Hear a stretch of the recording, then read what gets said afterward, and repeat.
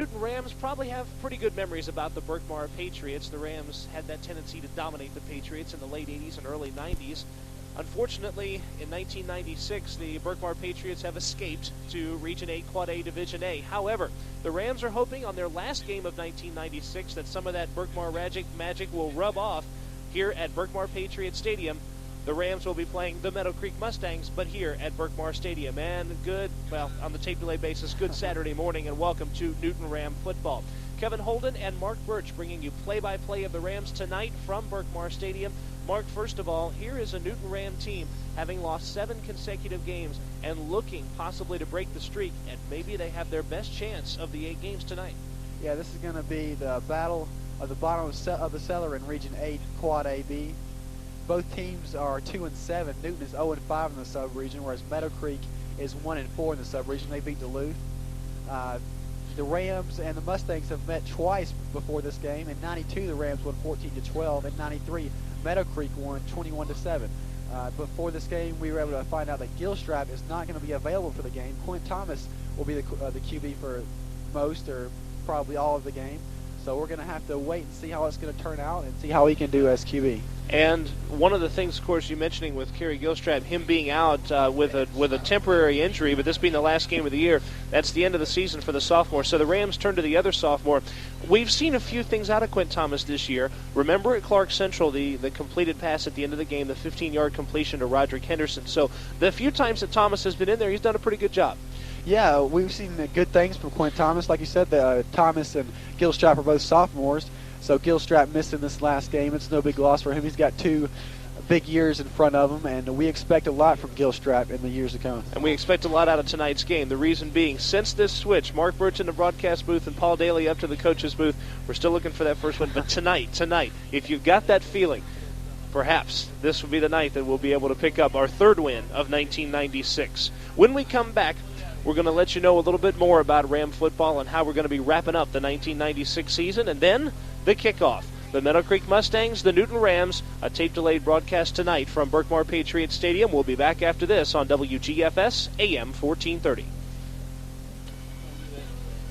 And we are back from Berkmar Community Stadium. This is Kevin Holden. I'll be joined by Mark Burch momentarily as we bring you the Rams tonight and the Meadowcreek Mustangs. But tonight, it is the end of the 1996 football season for the Newton Rams, and unfortunately, you hate to talk about it this way, but it's been a season of disappointment. This team came in with some talent, and we expected perhaps for the Rams to do a little bit of challenging, maybe some surprising of people. Parkview had escaped to Region 8 Quad A Division A, so the Rams' main foe from the last couple of years was gone. However, the Rams also ended up losing the Rockdale Bulldogs to AA, the Winder Barrow Bulldogs to AAA, and a couple of other teams in the process. In fact, the only teams that the Rams retained this year in the sub-region were Brookwood and Shiloh. What we're going to do here is give you a recap of what took place in the 1996 season. First game of the year out at Central Macon. The Newton Rams picking up a win in that first game, 12-9, an exciting game.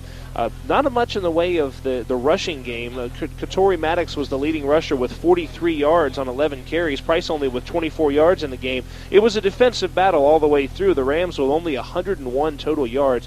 But if you remember, Gary Brown was huge in that game. The touchdown reception and also another touchdown on a punt return. And Josh Millwood with a big interception in that game. So the Rams at 1-0 came home to play their first home game of 1996, and they won that one 14-12 over the Rockdale Bulldogs. This time around, it was the Jonathan Price show. I tell you what, Jonathan Price could be a Division I prospect running back if he could play against the Bulldogs 10 games out of the year. Last year, 274 yards on 26 carries. This time around, only 146 on 27 carries. No touchdowns for Price in that game. However, Kerry Gilstrap threw for a touchdown and rushed for a touchdown in the win for the Rams. Well, been a little bit of trouble since week number 2. Week 3, the Rams went into that tough part of their schedule that we were looking at from week 1, wondering how they would handle all those very tough opponents early on in the year. First one was Clark Central at Clark Central. You know about the tradition in Athens, and the Rams got bitten 36-13. They scored their 13 points all in the fourth quarter. Kerry Gilstrap throwing for 66 yards in that game. Jonathan Price a couple of receptions for 27 yards and rushing for 55 as well. But the Rams just couldn't stack up as far as going up against the Steve Brooks-led Clark Central Gladiators. I almost said Billy Henderson. I'm so used to it after 20-something years. Now the stadium is named after Billy Henderson, who, of course, had to retire. The Newton Rams against the Norcross Blue Devils. 15-12 loss this time around, and the Rams had it in their grasp. A 12-0 lead in the fourth quarter. And in my personal opinion, this is the game that kind of turned the Rams' attitude, turned their tide attitude-wise for the season, because the Rams looked to be 3-1. They were basically 12 minutes away from being 3-1 going into the sub-region, and then gave up 15 points to Rick Miller and the Norcross Blue Devils. In fact, in that game, Rick Miller, the quarterback, completed 9 of his last 11 passes and just basically broke apart the Rams, and that caused, I think, a psychological rupture there. He finished with 232 yards on 16 out of 31. And then the Rams hit the sub-region, and they didn't have the most friendly sub-region opponent to kick it off, the Cedar Shoals Jaguars. It was 21-14 at halftime, and give the Rams credit for playing a very good first half, but couldn't keep up with the Jaguars in the second half. Your final there was 42-14, despite the 126 yards rushing from Jonathan Price. And then the game probably forever known as the debacle of 1996. We were at Brookwood High School taking on the Broncos, and it wasn't pretty. In fact, I don't even know if it could be characterized as ugly. That might be giving it too much credit. 59-12. It was 43-6 at halftime, and we were discussing Brookwood perhaps breaking the all-time record for points scored against the Rams in a football game. They probably could have done it if they had left the first team in for all 4 quarters. The Rams with, 36 yards total rushing that game. Jonathan Price, 10 carries, 4 yards.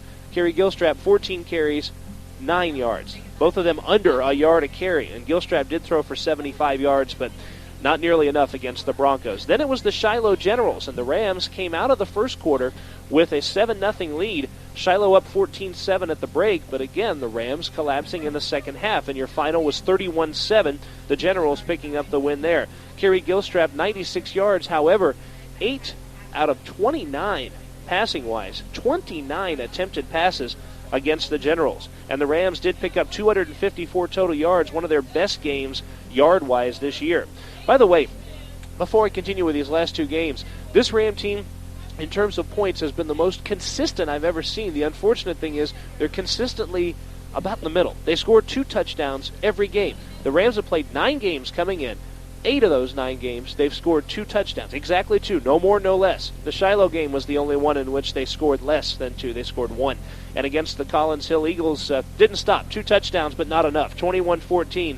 Jonathan Price, 71 yards here. Kerry Gilstrap had a great first half, but the Rams outscored 14-8 in the second half. Sounds like a repeating record, doesn't it? Newton versus Duluth last week. 16-12, the Wildcats get the win. This time around, the Rams actually held an opponent scoreless in the fourth quarter and scored 6 points of their own, just not quite enough to overcome it. Kerry Gilstrap, 1 out of 8 for 12 yards. So the end of the year, these last 2 games, not too good for Gilstrap, the 12 yards passing, and of course he'll miss tonight's game. For Jonathan Price in that game, 107 yards rushing. That is a recap of what has taken place in 1996. We're about set to get underway with what will be the final broadcast and game of the 1996 football season on WGFS. Of course, as you're hearing this Saturday morning, the Eastside Eagles have already taken on the Winder Barrow Bulldogs, and who knows, maybe they were able to break this losing streak that the county schools have been on, but if not, Rams will do their best tonight. Stick around. It's coming up next for you on WGFS AM 1430. We're here at Patriot Stadium getting set for the kickoff. The Newton Rams will be kicking off to the Meadowcreek Mustangs. The Mustangs won the toss and chose to receive. Here with your play-by-play is Kevin Holden. Okay, Mark Burch, thank you very much. Which of these teams will escape the cellar of Region 8 Quad A Division B? Really kind of the big story of this game. Of course, neither team wants to be considered the worst team in their sub-region. And we'll find out in just a moment who will be the team just out of the cellar and who will be the team in the cellar in 1996. Sonny Kaysen going to do some kicking off here for the Rams. And a little different look here by Newton. Yeah, getting set to kick off here. Brown's doing his usual job, letting everyone know when to follow up the kicker. But Sonny Kaysen doing the kicking, and again, it seemed like a little bit of a shock here. Kaysen kicking off a line drive kick, bounces once at the 30, taken at the 21-yard line, up to the 30, still up 35, 38-yard line. Dontorius Candace, going to be that kind of night, isn't it? with a return from the 21 out to the 38-yard line, a 17-yard return, and the Mustangs will take over here. Yeah, Sonny Kaysen was kicking off there. We're used to seeing Cox out there. I didn't realize what you were saying at first, but yeah, Cox is usually kicking it off for the Rams. We got to see Kaysen see what he can do, and he didn't get quite much of a leg on that one. A line drive that spiraled, but standing straight up and down as it was spiraling. First down, Mustangs from their own 38. It's Ward, right side. Rams on top of him. He's down at the 43-yard line. That'll be a 5-yard gain on first down, and the Rams into it. First play from scrimmage with the Meadowcreek Mustangs. There's some words going on out there. Wesley Duke, a sophomore, had a few words for some Ram players. It's a very cold night out there, and it's gonna get colder, I got a feeling. Not many Newton fans out there, as you can tell, with the cold weather and with the poor season, 2-7. Kind of a disappointing season for the Rams. Both teams, as a matter of fact. Meadowcreek being 2-7 too. So the crowd isn't quite as much as we usually see on away games. Of course, it's been frustrating for both schools this year. A combined total, as you mentioned, only 4 wins, and it's got to be frustrating whenever you're in a situation like that. So in Week 10. If you're a senior, this is your last chance, ever. Some of these people will not play an organized football game again, so they want to do the best showing, want to have the best showing possible at a place like this tonight. We're going to see both teams battling really hard tonight, I got a feeling. And we have a timeout that has been called after the first play. Something had to be given to one of the officials. Must be a lucky rabbit's foot or something like that. We are set to go, second down and 5 for the Mustangs from the 43. Sophomore quarterback P.J. Mugen over center. Meadowcreek with 2 wideouts to the right side. Man goes in motion. This time around they go with Candace. And Candace over right tackle out past the 45 to the 49-yard line. That'll be a first down for the Mustangs. Rams go ahead, Kevin. Sorry, on the 6-yard gain, Mark, that'll give the Rams a first down. And as we mentioned before, the Rams and Mustangs played 2 times before, splitting them 1-1. Last time Rams were here against the Mustangs, kind of a tough situation, a Saturday night game, and the Rams weren't really used to it, and they came out 21-7 losers, and it kind of blew apart what looked to be a pretty promising 93 season. Mark, we'll be back to you in just a second. Mugen over center, and I think we'll have an offside call. Wesley Duke was jumping and jumping quick. He must be really after someone on that Rams side. It looked like Greg Benson jumped across there, so we're probably going to see a call against the Rams. Ooh, legal procedure against Meadowcreek. Yeah, it was against Wesley Duke, who again came right up across that line, and apparently somebody had something to say for the sophomore Duke because he is antsy out there on the right side. We don't see that. We haven't seen that too much this year, Kevin. Seeing those kind of calls against the offense, we've usually been seeing them come against the defense this year. Right. But this time around, Meadowcreek will have a 1st and 15, and stuffed in the backfield is Jason Ward. Roderick Henderson made the original hit, and Henderson with a great read, seeing that they were going to go to Ward left side. Yeah, Henderson had a great shot across the line there, came around the left side, and the Meadowcreek player there never even saw it coming and was able to take him down for a big loss. Loss of 2, and you've got second down and 12. Make it second down and 17. Did not figure in the penalty. Second and long, we know that much. This time a little different setup in the backfield. A man goes in motion. Originally a 3-back backfield, but now Ward going to go out as a receiver. And they're looking for him there, and hit and sacked is P.J. Mugen. He was looking downfield for Ward, but Greg Benson was the one who tripped him up.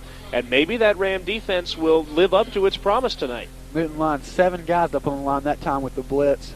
And Benson was able to penetrate in there and knock him down. So Meadowcreek's going to have 3rd down and a country mile to go here early in the game. So after that first down, the Ram defense stepping it up into the higher gear, and the Rams maybe getting the football back very soon. Again, going 5, 6, 7 guys up front there, and on the run up the middle, he gets past most of them, and at the 41-yard line, Dontorius Candace finally gets stopped after the 3-yard gain, but nowhere near the first down, and Meadowcreek will punt. Is that Jason Ward that's back to punt?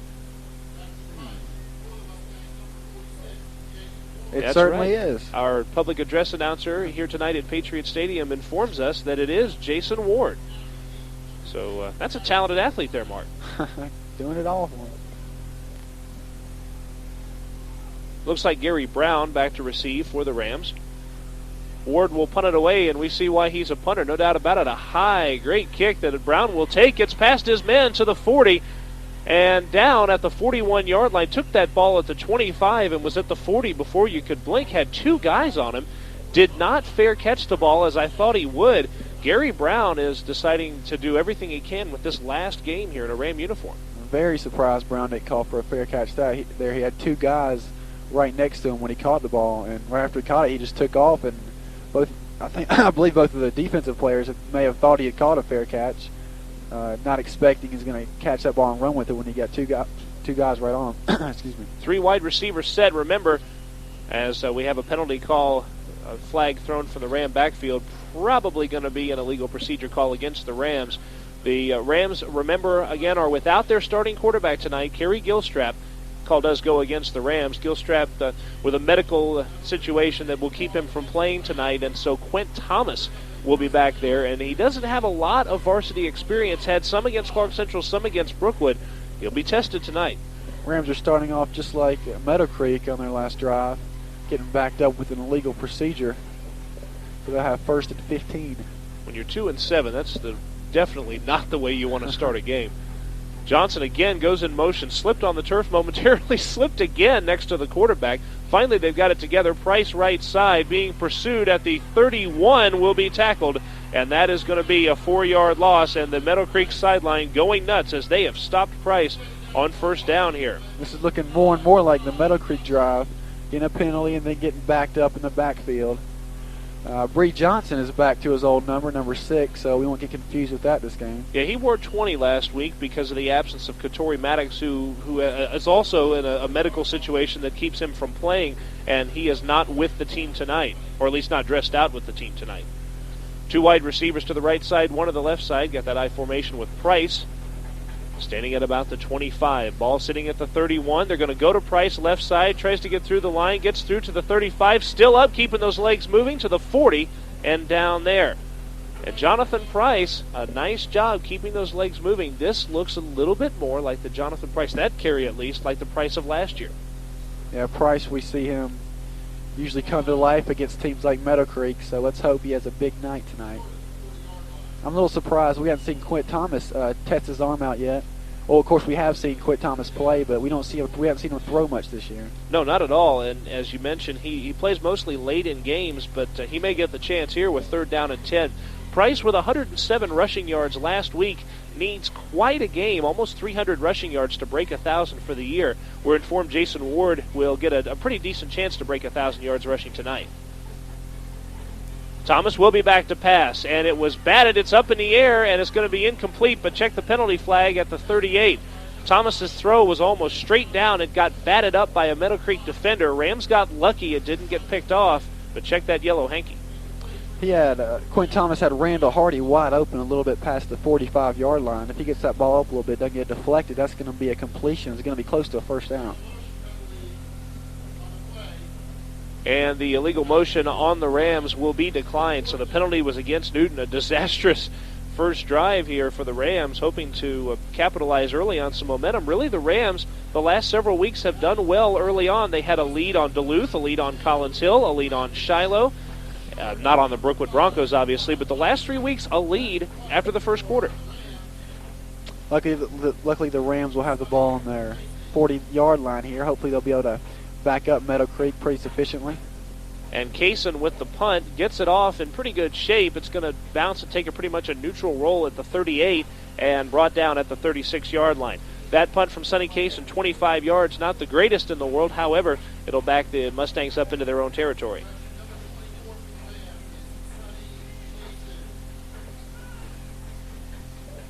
So Kaysen gets rid of the ball and gives it back to the Meadowcreek Mustangs. The Mustangs' only sub-region win this year against Duluth. In fact, folks, you can call that the only sub-region win for either team on the field tonight. First down from the 37. 6:55 left in your first quarter. No score early on here from Patriot Stadium in Lilburn, Georgia, Berkmar High School. Going to the left side and tackled in a big way is Terry Barnes, the sophomore, and after him for the Rams on defense was Nikita Webb, and Webb wasted no time in getting after Barnes. Nikita Webb jumped in there, brought him down with a little help from his friend Roger Henderson, and backed him up maybe a couple inches, or actually they may have gained a couple inches on that play, so it'll be second down and about 10. This, by the way, is the last game that the Mustangs will play at someone else's stadium for a home game. Of course, the Mustangs for many years have been using Berkmar Stadium to play their home games, but that will change next year, so congratulations to the Mustang program. Going right side and with some room is Terry Barnes. Barnes will be out past the 40 to the 45-yard line, and were it not for that secondary closing in, we might have seen 6 points for the Mustangs there. Yeah, Gary Brown jumped in there and was able to get a hand on him.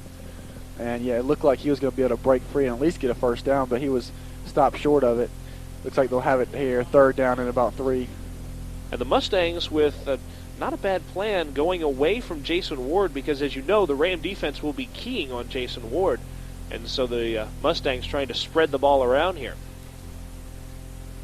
Almost an offside call, and they will go straight up the middle for nothing, and they will not have the first down. And that was Barnes again, but the Ram defense read it perfectly and stopped it well. Rams defense is really looking well tonight, just like Meadowcreek's defense was looking on the Rams last drive. If we can keep this up the rest of the game, we're not going to see much scoring tonight. No, the defenses have come out and dominated, and I don't know if it has to do with the talent level or perhaps the weather, because you got to remember how cold it is out there on offense when you're working off of speed and momentum. It's kind of tough to get going. So we'll see if that continues later in the game once these players get warmed up. Meadowcreek spreading out. Looks like they go to Jason Ward. The snap was over his head, and he's going to have to hang on to it himself. Now he gets the kick away from the 32. A little bit of Australian rules football there. Bouncing out of bounds at the 28-yard line of the Rams. And Jason Ward, remember, since your fullback is your punter and he's your number one gainer of yards, you can run a fake anytime. Yeah. And I wonder if they thought about it and then Ward thought better and punted it away. Yeah, that was a good play by Jason Ward. He kind of moved around a little bit in that backfield there, and when he had an opening, then kicked it off real quick.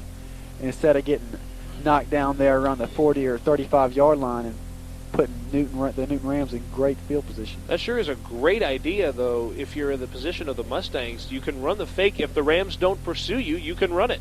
And if they do, you can punt it away. First and 10, Rams back at their own 28, 4:45 left in quarter number 1. Jonathan Price with 4 yards rushing, and that's the only Ram who has carried the ball so far tonight. And guess who gets it here? Price with some room, 35, 40 out of bounds at the 41-yard line. Price got a few blocks and found some space, and the Rams will have a first down.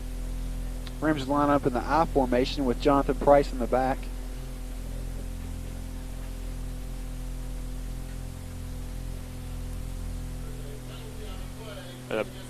A penalty will go against the Rams, and we were just informed of it. I missed the yellow flag completely, but I don't know. Are they no longer throwing yellow flags to call the penalties here? Completely missed that one. Thought we had a flag on that play. Well, we'll see what takes place. With the ball right now sitting at the 37, they're going to march it back some distance. So apparently that was where the spot of the foul was. So back from the 28, they mark it all the way back to the 23-yard line. The Rams will be in trouble again here on this drive. First down and about 15 to go. And again, it may be up to the arm of sophomore Quint Thomas to try to do some damage, even though he's only completed a couple of passes this year. In fact, only one completed pass coming into the last 2 weeks. First and 15. Breek Johnson goes in motion, stops in front of the quarterback, goes back to his normal position. 2 wide receivers left side. They go with Price, but Price was originally stopped but gets around his man, and now he's got some room. Tripped up and down at the 38-yard line. Jonathan Price ran into 5 or 6 guys, realized what was taking place, got out of the pile and around them and close to a first down and almost past the defense. Yeah, Price kind of bounced off a couple players there in the backfield. Looked like he was going to be taken down for a big loss, but then picked it up and got out near the line of scrimmage. Jeff Benton of Meadowcreek got a hand on his feet and tripped him up. and stopped them from running for who knows how far. I'll tell you what, Tom Lozano of the Mustangs should be thanking Mr. Benton right now because I think he saved 6 points. Johnson, again in motion for the Rams, this time over toward the right side, and they will go to Price right side, and he's got some room, 40, and it'll be a first down, tackled at the 43. John Marshall brings him down. Marshall, a junior, and he was trailing Price, running after him, kind of grabbing onto his tail the whole way. 7-yard gain for Price and a first down for the Rams. And I wonder how much the Rams will stay with Price tonight. Remember, like I said, he's going to need some big gains to get 1,000 yards. And I don't know if they'll stick with him for that long because he'll need a game equivalent or greater than the Rockdale game of last year. Thomas, Josh Gill is the center. Quinn Thomas, the quarterback, going to keep it himself this time around and fighting and pushing at the 43 and gets out to the 45-yard line. Like to see that intensity from the sophomore. Fake handoff there to Quint Barnes, number 41. We haven't seen, like we said, we haven't seen much of Quint, so we're going to see how he can throw the ball tonight and how he can run the ball, see if he can run the ball as well as Gilstrap can on the fake handoffs. It's Quint Thomas and Quint Barnes, two of the skill players for the Rams, so lots of Quints running around the field, and of course one Jonathan who has done a lot of damage in the last couple of years, and this of course is his last football game, Price's last, in a Ram uniform. Rams will miss him.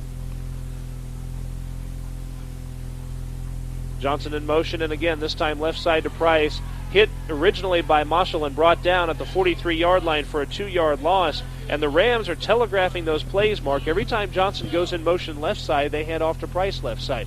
Every time Johnson comes right side, they come this way. And John Marshall, the junior, understands that and was on top of Price. Yeah, the Newton line that time, one of their offensive linemen just missed their man. He got in there right from the get-go and got his hands on Price. Price had no chance of getting any kind of good gain on that play. 3rd and 10, and the Rams need some yardage here. Only 130 total yards against Duluth. You wonder how they scored 12 points only with 130 yards, and remember, only 12 yards in the air, and that quarterback is gone tonight.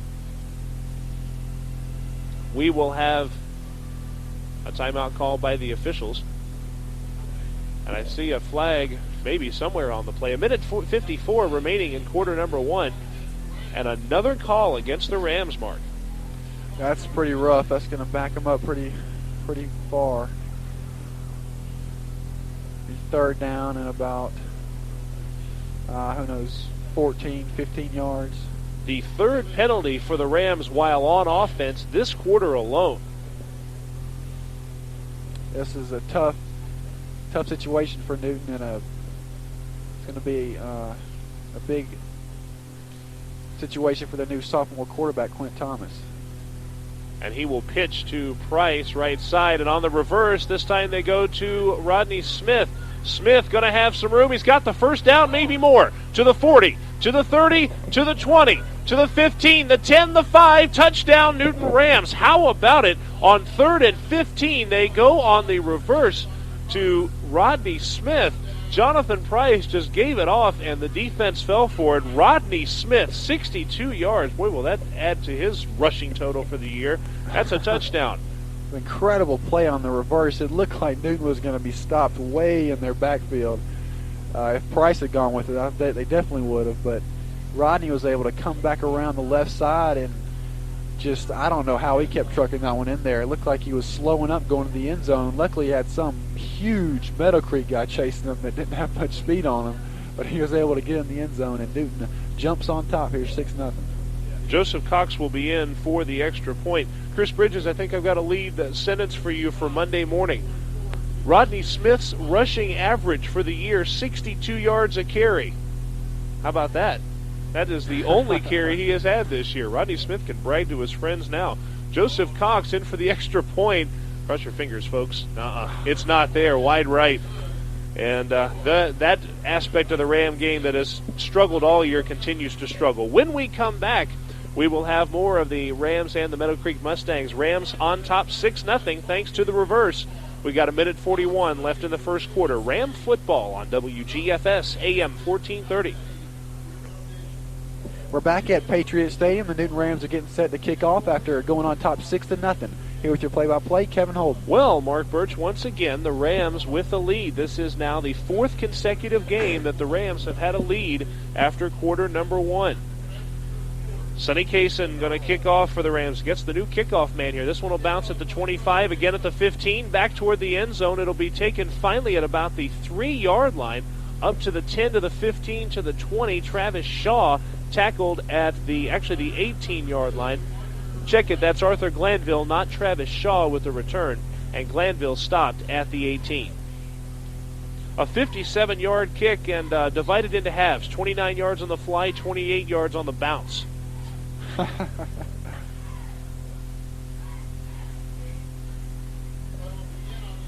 What's amazing about it, Mark, is that's the longest kickoff the Rams have had this year. 57 yards.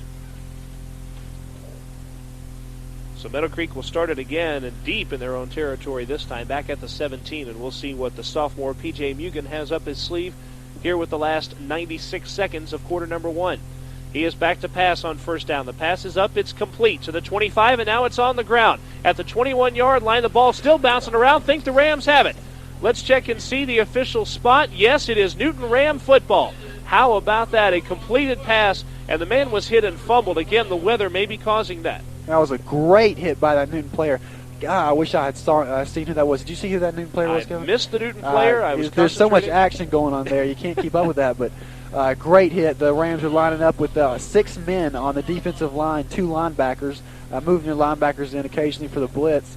But great defensive effort shown by Newton tonight, and they've got the ball here just short of the 15-yard line of Meadowcreek. I think that's a team fumble recovery, Mark, because about 8 Ram players fell on that football, so you can't really give the recovery to any one player.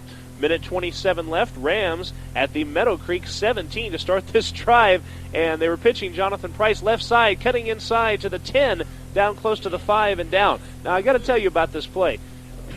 Quint Thomas gets the ball, immediately looks behind him for Jonathan Price and sees 80 yards of nothing, open field, and has to take and literally side pitch the ball to Price because he wasn't expecting Price in the position where he was far out to the left. Turned out okay, though.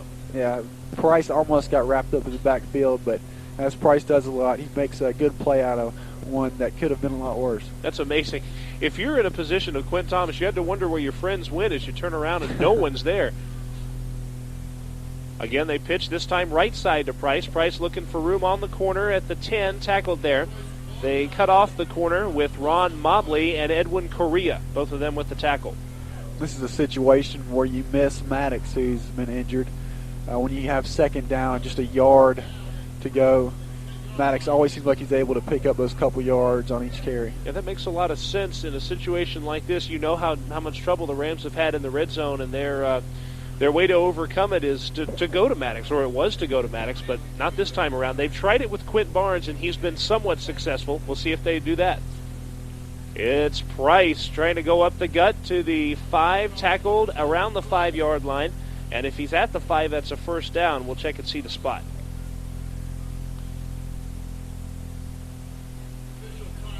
The officials have called a timeout with 0.5 seconds left in the quarter. Not even a second, half a second left in the quarter. It looked like they called him short, but they're... Well, we're checking to see what's taking place. They're moving the first down markers, but it looked to me like the officials called that it was short. A timeout originally called by the officials, and then with the ball spotted around, it looks from here to be about the 5-yard line, perhaps the 4. That's first and goal, and of course it's well into first down territory, Mark. A very interesting situation. The Rams, according to the officials, have called a timeout here with 0.5 seconds left in the quarter. You would think that the Rams would let that last half a second expire and then talk about things in between quarters, but they don't. They talk about it right here. The only thing the Rams can lose out of this is just having to march down the other side of the field for the second quarter. So it's just interesting, like I said, that they would call a timeout this close to the end of the quarter where perhaps they could discuss strategy as they're going to the other side of the field, as they're marching. But Brassfield apparently had something to say to his troops. So the Rams will have it here, first and goal, with a half a second to go. One thing the Rams have been pretty adept at doing is having the quarterback hit Gary Brown from short distance for a touchdown, Mark. You remember that's happened a few times. Brown is in there as a second tight end on the left side. Let's check and see what happens. No, it's Price up the gut. The quarter expires. Price is short. He is tackled around the 3-yard line, and what that means is they get to march about 95 yards to the other side of the field and try it from the 3-yard line to the left side here from the press box view. Back from Berkmar Stadium with their second quarter of action after this. It is 6-0 Rams after quarter number 1. Again, as we mentioned before, the 4th straight weeks they have led after 1 quarter. We'll be back. Ram football on WGFS AM 1430. And welcome back for your second quarter of Ram football action. Kevin Holden, Mark Burch for WGFS AM 1430. Going up the gut. Did they get the touchdown? We have one signal they did, and a second touchdown, Newton Rams. It appeared maybe Quint Barnes was the one who got in the end zone. It is Barnes with the touchdown, and remember, he has been their man the last couple of weeks from a few yards out. It's 12-0 Newton. That was just a battle of the two teams there. They were both pushing on each other. They each had their whole team out there in a little huddle, just kind of pushing to both of them. The ball carrier was right in the middle of it all and trying to push it to get in the end zone. So the Rams are up 12-0 here at the beginning of the second quarter. Let's see if we can get that other extra point on the board.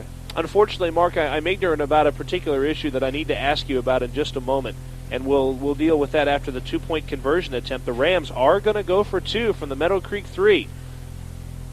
Will they make it 14-0? They fake to Price, right side being pursued as Thomas going for the end zone, getting hit once, and he got in there, 2 points. Nice job by Quint Thomas. And I tell you what, Thomas is going to make it interesting, make it a little bit of a race for next year perhaps for the quarterback starting job. Remember, Gilstrap lost his last 7 starts, so maybe with what happens here with Thomas, we might see a little race next year. I'll tell you what, Kevin, let's hope so. Let's really hope so. That's when you have any kind of competition like that, it brings out the best in your players. They're going to both be working hard in practice to try and beat them out, to see who can play in the game. So, yeah, let's hope so. Let's hope they're fighting for it next year. And they're both good athletes, so if one plays quarterback, the other could be a wide receiver or play another position. Quick question before the Ram kickoff, Mark. Again, I told you I was a little ignorant on this issue coming in from Athens for tonight's game. Will we be graced with the Big Dog's presence for Big Dog's picks? I have not heard. I don't know if he, of course, this being on a tape-delayed basis, we'll have to see if Big Dog left his picks for us. If he had, we'll be graced with his presence at halftime. Let's hope so. Sonny Cason again will kick off. His 3rd time he's had to kick off. That's something he's probably not used to doing. The Rams have already hit their 2-touchdown limit, kind of like the 2-drink minimum, the 2-touchdown limit here early in the second quarter. Maybe they'll break that 2-touchdown streak. That'd be nice. That would be something, the way this season has gone. Cason to kick off for the Rams from the 40. A line drive kick that's going to bounce at the 20, taken at the 15-yard line. A big-time return past the 30 to the 35-yard line. Ollie Glanville on the return, and Glanville, who starts also as a wide receiver, goes from the 15 all the way out to the 37-yard line, a 22-yard return.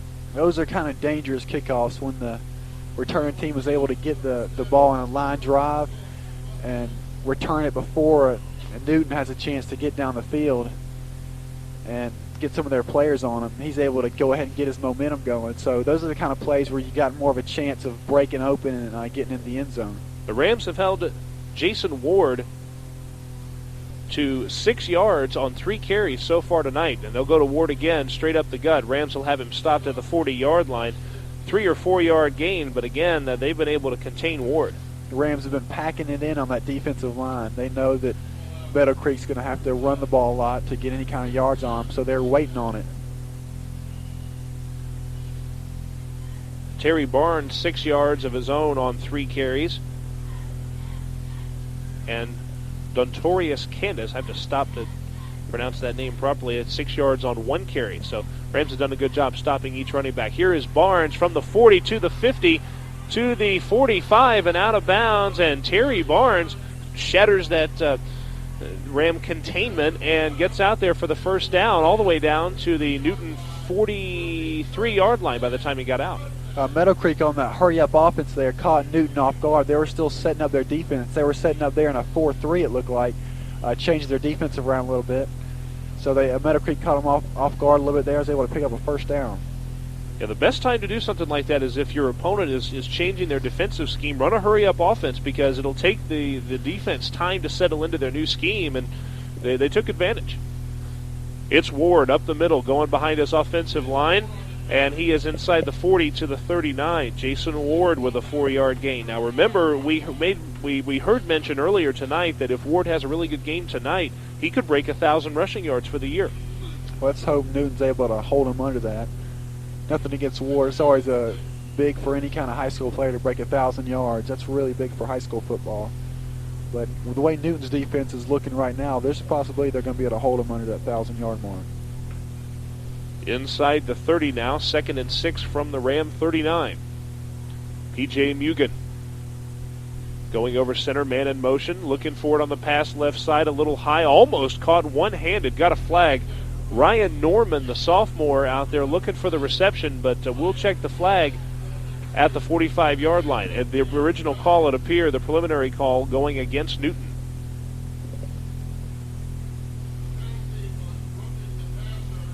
The announcers call him roughing the passer. That's one of those ouch penalties that we talk about, that you're in a situation where you're trying to hold the other team's offense after putting a couple of touchdowns on the board. They're starting to drive, and your defense needs to step it up a notch. And instead of stepping it up, you get a penalty such as this called against you. It's got to be tough. Well, that flag was thrown. It must have been one of the Newton defenders right off the line of scrimmage, just putting some hands on the receivers, and the officials didn't like it, obviously. And a big penalty against Newton, bringing it up to Newton's 25-yard line. Rams back in that penalty mode tonight. Already 4 penalties for 30 yards. Right side is Barnes. Barnes, the scat back with the legs inside the 25 to the 21-yard line by the time he's brought down. He's quick. Barnes, the Rams are going to have a little trouble containing Barnes, especially if he gets to the corner quickly tonight. That was a good tackle by Millwood on that play. Put a little wrestling move on him. Grabbed him with the legs and suplexed him on the 20-yard line. Interesting you should mention that. Josh Millwood will be hearing from him in wrestling season in just a matter of weeks. 2nd down and 7. Right now trying to help out the football Rams. Going left side again, looking for his man. Complete this time around at the 15. Hit by Mashad Cody and taken out of bounds. And it was Ryan Norman, the exact same play we saw a couple of plays ago, except this time a much more accurate pass from the sophomore Mugen. Mashad Cody was slacking off a little bit on defense on that play, but he made Norman pay for it after he caught it, hit him hard, although he did pick up the first down. First down Mustangs at the Ram 14-yard line. This one started at Meadowcreek's 37. This is the 6th play of the drive. Remember the 15-yard penalty right in the middle of this drive against the Rams. They go left side, look like Ward, and Ward will be brought down for a loss. Nice job by the Ram defense, again, keying on Jason Ward. You got to know that this week in practice, the Rams were trying to key or looking to prepare themselves to key on Jason Ward. Yeah, there again was the leader of Newton's defense this year, the senior Greg Benson. He's going to want to go out on a good note, I feel, this year by trying to have a big game. Benson, one of those players who's been contacted by just about every college around. We'll see where he ends up playing next year. Hasn't made any official decision yet. The pitch on the option, Barnes originally hit at the 17, spun away and got down to the 14-yard line, but Meadowcreek running a dangerous pitch play there because there was a Ram man between the quarterback and the pitch man. Yeah, that's a play where you could easily have gotten a fumble for Newton, but it turned out they're going to have picked up a little yardage. They'll have 3rd down and about 10 to go. One of the troubles with the option play, if you can get a man wedged in between there and the quarterback decides to pitch the ball, there have been situations where the quarterback has pitched it to the defensive player who's between the two. Mugen looking left side. Interesting pitch there to Jason Ward. Ward will be down to the 10-yard line, and this time Mugen did an interesting, with the opposite hand, kind of under his other arm pitch. Looked like the fast pitch softball players, how the pitcher throws, underarmed it about a little over 10 yards down the field. They'll be short here, though. It'll be 4th down and a little ways to go. So down to the 10-yard line. And the Mustangs are going to attempt a field goal here. And John Sanchez will be the man in to attempt it. He is only a junior. Look how young this Mustang team is. Reminds you a lot of the Rams. A lot of sophomores on this roster. Sanchez, the junior, the 27-yard attempt. It's up, and it's in there. 14-3, the Rams lead. The 27-yard field goal from Sanchez brings a bit of applause out of this very cold crowd tonight. It is a frigid night at Berkmar Patriot Stadium. And we'll be back after this with more Ram football on WGFS AM 1430. Or is this game going by fast? Yeah, it is. By the way, let's not pull a Bill Dolan. Let's put this tape aside when it's done.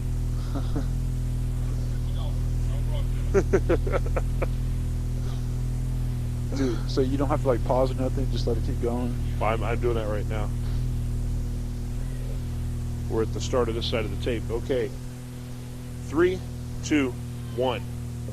We're back at Patriot Stadium, where the Meadowcreek Mustangs have finally put it in the scoreboard. It's 14-3 Newton. Here with your play-by-play, Kevin Holden. Mark Burch, thank you very much. With 7:31 remaining in the second quarter, we saw that field goal, putting Meadowcreek's only points on the board. Remember, Meadowcreek with only one win in the sub-region.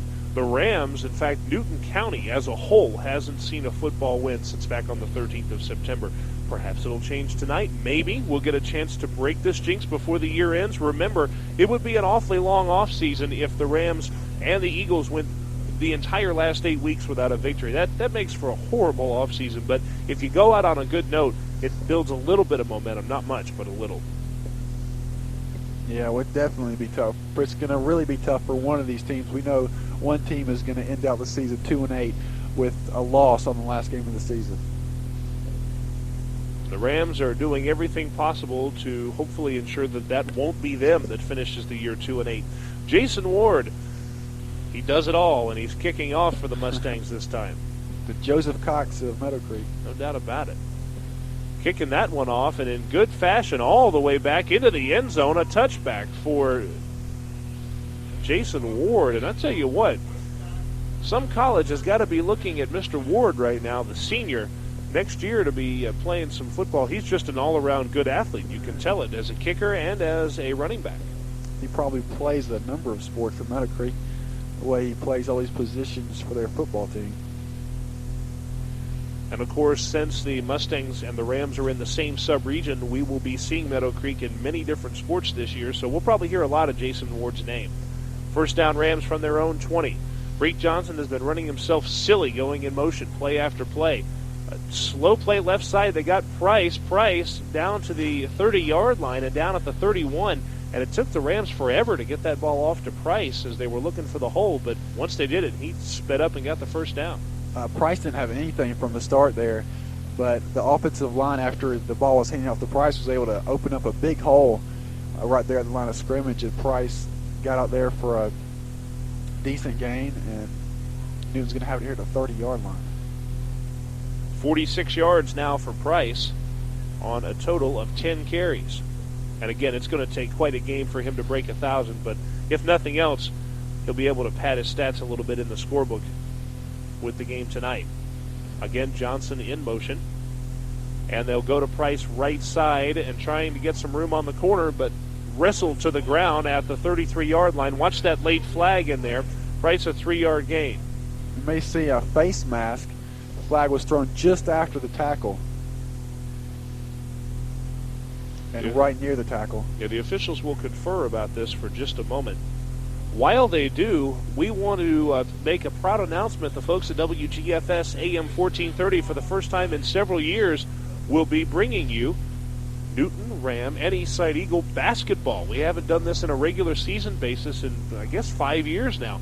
But the triumphant return of basketball with Bill Dolan as play-by-play will be taking place a week from tonight.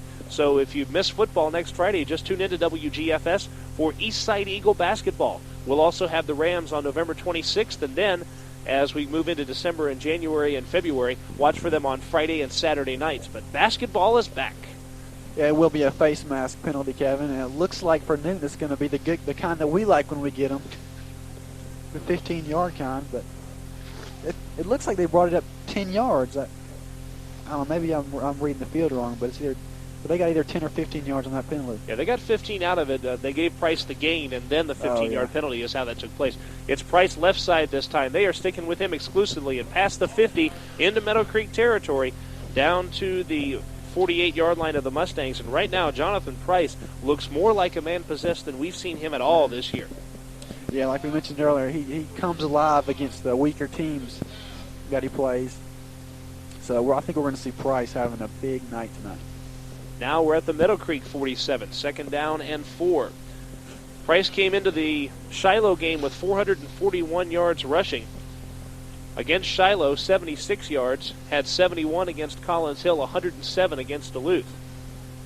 They go Barnes this time around. Barnes on the left side looking for some gain, and not a bad job by Quint Barnes, who'll get the first down. And Quint Barnes, another person who maybe has made a name for himself for times to come. Meadowcreek is staying with their defense, having 2 linebackers and 4 men in the backfield, which is surprising me the way Newton has kept running the ball. Maybe through as the game goes on, we'll see him change that around a little bit, bring one of them backfielders up. Yeah, the 2 linebacker set, there it is from the Mustangs, just as you mentioned.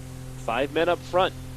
They're going to go with Price right side, trying to find some room. Watch that flag. He is still up, Price is, and finally brought down at the 38-yard line. A couple of late hits on the play. Terrence Taylor, a senior, brought him down.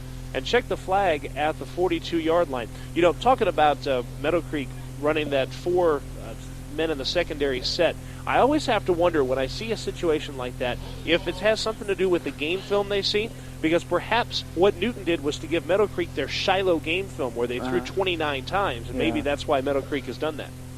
Yeah, I think they'll probably talk that over during the halftime, and we may see a change in that in the second half. I would almost guarantee that you'll see at least one man come up, maybe more. So a 10-yard penalty against the Rams will bring the ball back to the 50-yard line. And another penalty going against Newton, who has racked up 5 penalties now for a combined total of 40 yards. 5:24 left in the half. Rams, a touchdown from Rodney Smith in his only rush of the year on a reverse, 62 yards. And Quint Barnes, a 3-yard run as well. The officials are going to call a timeout here. The officials have called a timeout, as you mentioned, Mark, and we will see what takes place. The Rams originally were backing up territory, but Thomas emphatically pointing at the football saying, "Don't you go anywhere. We haven't been called for a penalty yet." It's almost assumed now whenever the officials are saying anything, it's a penalty on Newton. They have had their share this year. Thomas, right side, going to be hit and sacked. And we're going to see a face mask on that penalty, definitely, Kevin. I think it's going to be another 15-yard or 2. Yeah, Ron Mobley, a sophomore, brought Thomas down literally by the face mask back at the 42-yard line. It's a nice tackle by Mobley in the sense that he sacked the quarterback. However, the penalty will kind of offset all of that. 4:59 left in the half. And Jonathan Price, without a touchdown tonight, but has already racked up 56 yards from the rushing game. So maybe he'll break 100 for the second straight game. The Rams were in bad field position there before that penalty, but they'll bring it up here. And I am very surprised, Kevin. They're calling this a 5-yard penalty. Actually, I think it'll be from the spot that he was brought down. That's right. So that will be a 15-yard penalty. So basically a slew of penalties on the last couple of plays here have made it an interesting situation. We've been wasting all kinds of time on the clock, and we're still at first down from the Meadowcreek 42-yard line now. First down at about 12 for the Rams. And it is Barnes looking for some running room and has some inside the 40 to the 38. That's a 4-yard gain. And Joe Brassfield and the men on the Rams sideline now have to be looking for things for next year, and you look for some positive signs like that. Quint Barnes carrying the football, getting the Rams that much closer, hopefully, to a first down. Some of the underclassmen who will be coming back, remember, of course, the 2 quarterbacks, Gilstrap and Thomas. Mashad Cody has made his presence felt, but the Rams will be losing Jonathan Price, Breek Johnson, and Gary Brown, and Greg Benson, among others. Price, this time on the left side, going for it, 35-30, spins around another man to the 25 and almost down to the 20. And Jonathan Price has come out here with spin moves and juke moves and everything else to go against this Meadowcreek Mustang defense, and he's come out with a fire that has been unmatched for him in the sub-region. Yeah, 3 different guys on Meadowcreek got a hand on him on that play, and he was able to break free of all of them until he put a spin move on that last Meadowcreek defender and lost his footing a little bit. If he didn't lose his footing on that play right there, he's going to keep on going and probably into the end zone for another 6 points. 72 yards rushing now for Price. First down from Meadowcreek's 22. Rams with 4 first downs here in the second quarter. 5 in the game. There's a penalty flag, so we'll see if this play means anything at all. Price on the left side tackled at the 20, but the flag is thrown in the Newton backfield at the 26. The call is against the Rams. So an illegal motion penalty. The Rams' sixth penalty of the half. Reminds you a little of the Rockdale game. Reminds you the first couple games for Newton. And that Rockdale game, the Rams, all things considered, probably should have come out 35-point victors in the game, but won by 2 points, racked up 200 yards in penalty yards. They had almost as much penalty yards as they did total offense. That penalty was never marked off, so from the 22, we'll start it again. Second down, they declined the penalty. Price inside the 20 to the 15 and tackled there. So that gain from Price on first down, pretty much nil, and then on second down here, down to the 15-yard line as Meadowcreek declines the penalty, and we're catching up statistics-wise. Ball spotted at the 14, an 8-yard gain from Price, and marked that much closer maybe to breaking this 2-touchdown hex that's been on the Rams. Yeah, it's definitely looking like Newton's got a good chance of this with the ball on the 15-yard line of Meadowcreek. Third down and a couple yards to go. It is third down and 3, 2:41 left in the half, and this situation is something I've been waiting for all year. Have to ask you about this. We look at the roster. We see Joseph Cox as a senior. His final game in a Newton Ram uniform. Now, throw in this fact. This is game 10, quarter 2, and the Rams haven't attempted a field goal yet. Now, they're pretty close from the 14. You're seeing where I'm going logically with this. Maybe they'll give Cox one shot to go home and tell his parents and his family that he kicked one through the uprights. Maybe, I don't know. Who knows? But the way he's been kicking the extra points, I don't know if they're going to give him a shot or not. But I'd like to see it. I'd like to see if Cox could put one down. If they could get it close enough. Maybe they could get it like on the 5-yard line with on fourth down. Maybe they'll give him a shot. Well, with the ball on the 14, third down and 3, let's not think of it as fourth down just yet. The Rams will have one more shot to get a first down before we start thinking about Cox in a field goal situation. Price is in as the tailback. And Thomas going straight up the middle, and he either lost the football up the middle or handed it off. It was a handoff to Quentin Barnes, and we'll see how close he is to the first down, but Thomas, the way he flipped off with his arms, the way his arms flipped out like that, I thought maybe he lost the football. Newton packed the entire offense right there up next to the ball, and everybody in the stadium knew they were going to just run that ball right at the gut and try and pick up the first down. We might see a measurement here, and I think we will. Yeah, we're going to see the chain gang come on and see if the Rams have picked up another first down, which would be their 5th of quarter number 2. It is 14-3. The Rams, a touchdown in the first quarter by Rodney Smith and a second quarter touchdown by Quint Barnes. The Meadowcreek Mustangs put their points on the board thanks to a John Sanchez 27-yard field goal. The Rams with only one timeout remaining, remember that, with 2:24 left. Newton picks up that first down. They'll be in good field position to, like you said before, pick up that other touchdown to put us over the 2-touchdown mark.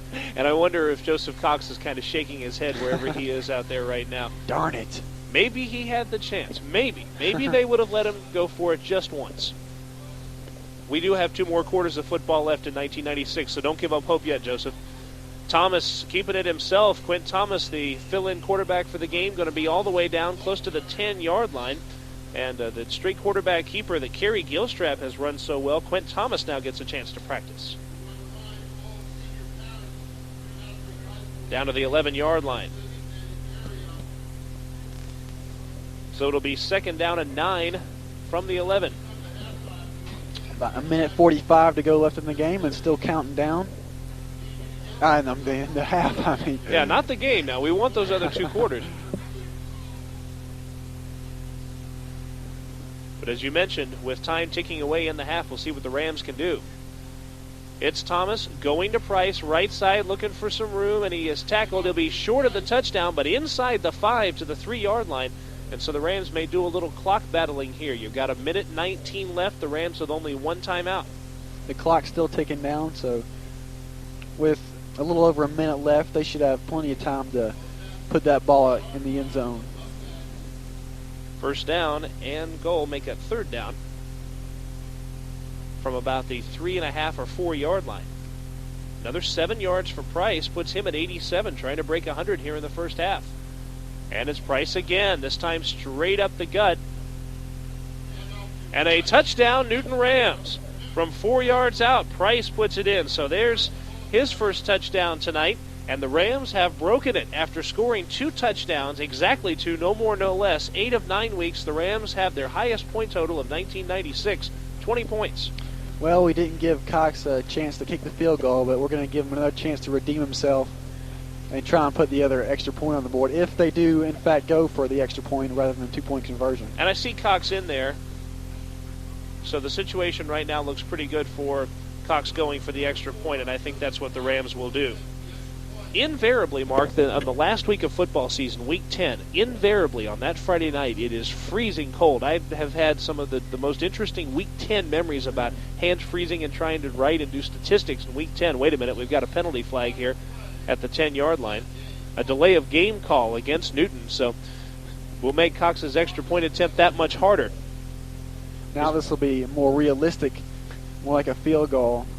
This is practice right here. That's exactly what it is. This is his chance to practice for perhaps a shot later on to kick, well, at least what would be the Rams' first attempt at a field goal in '96.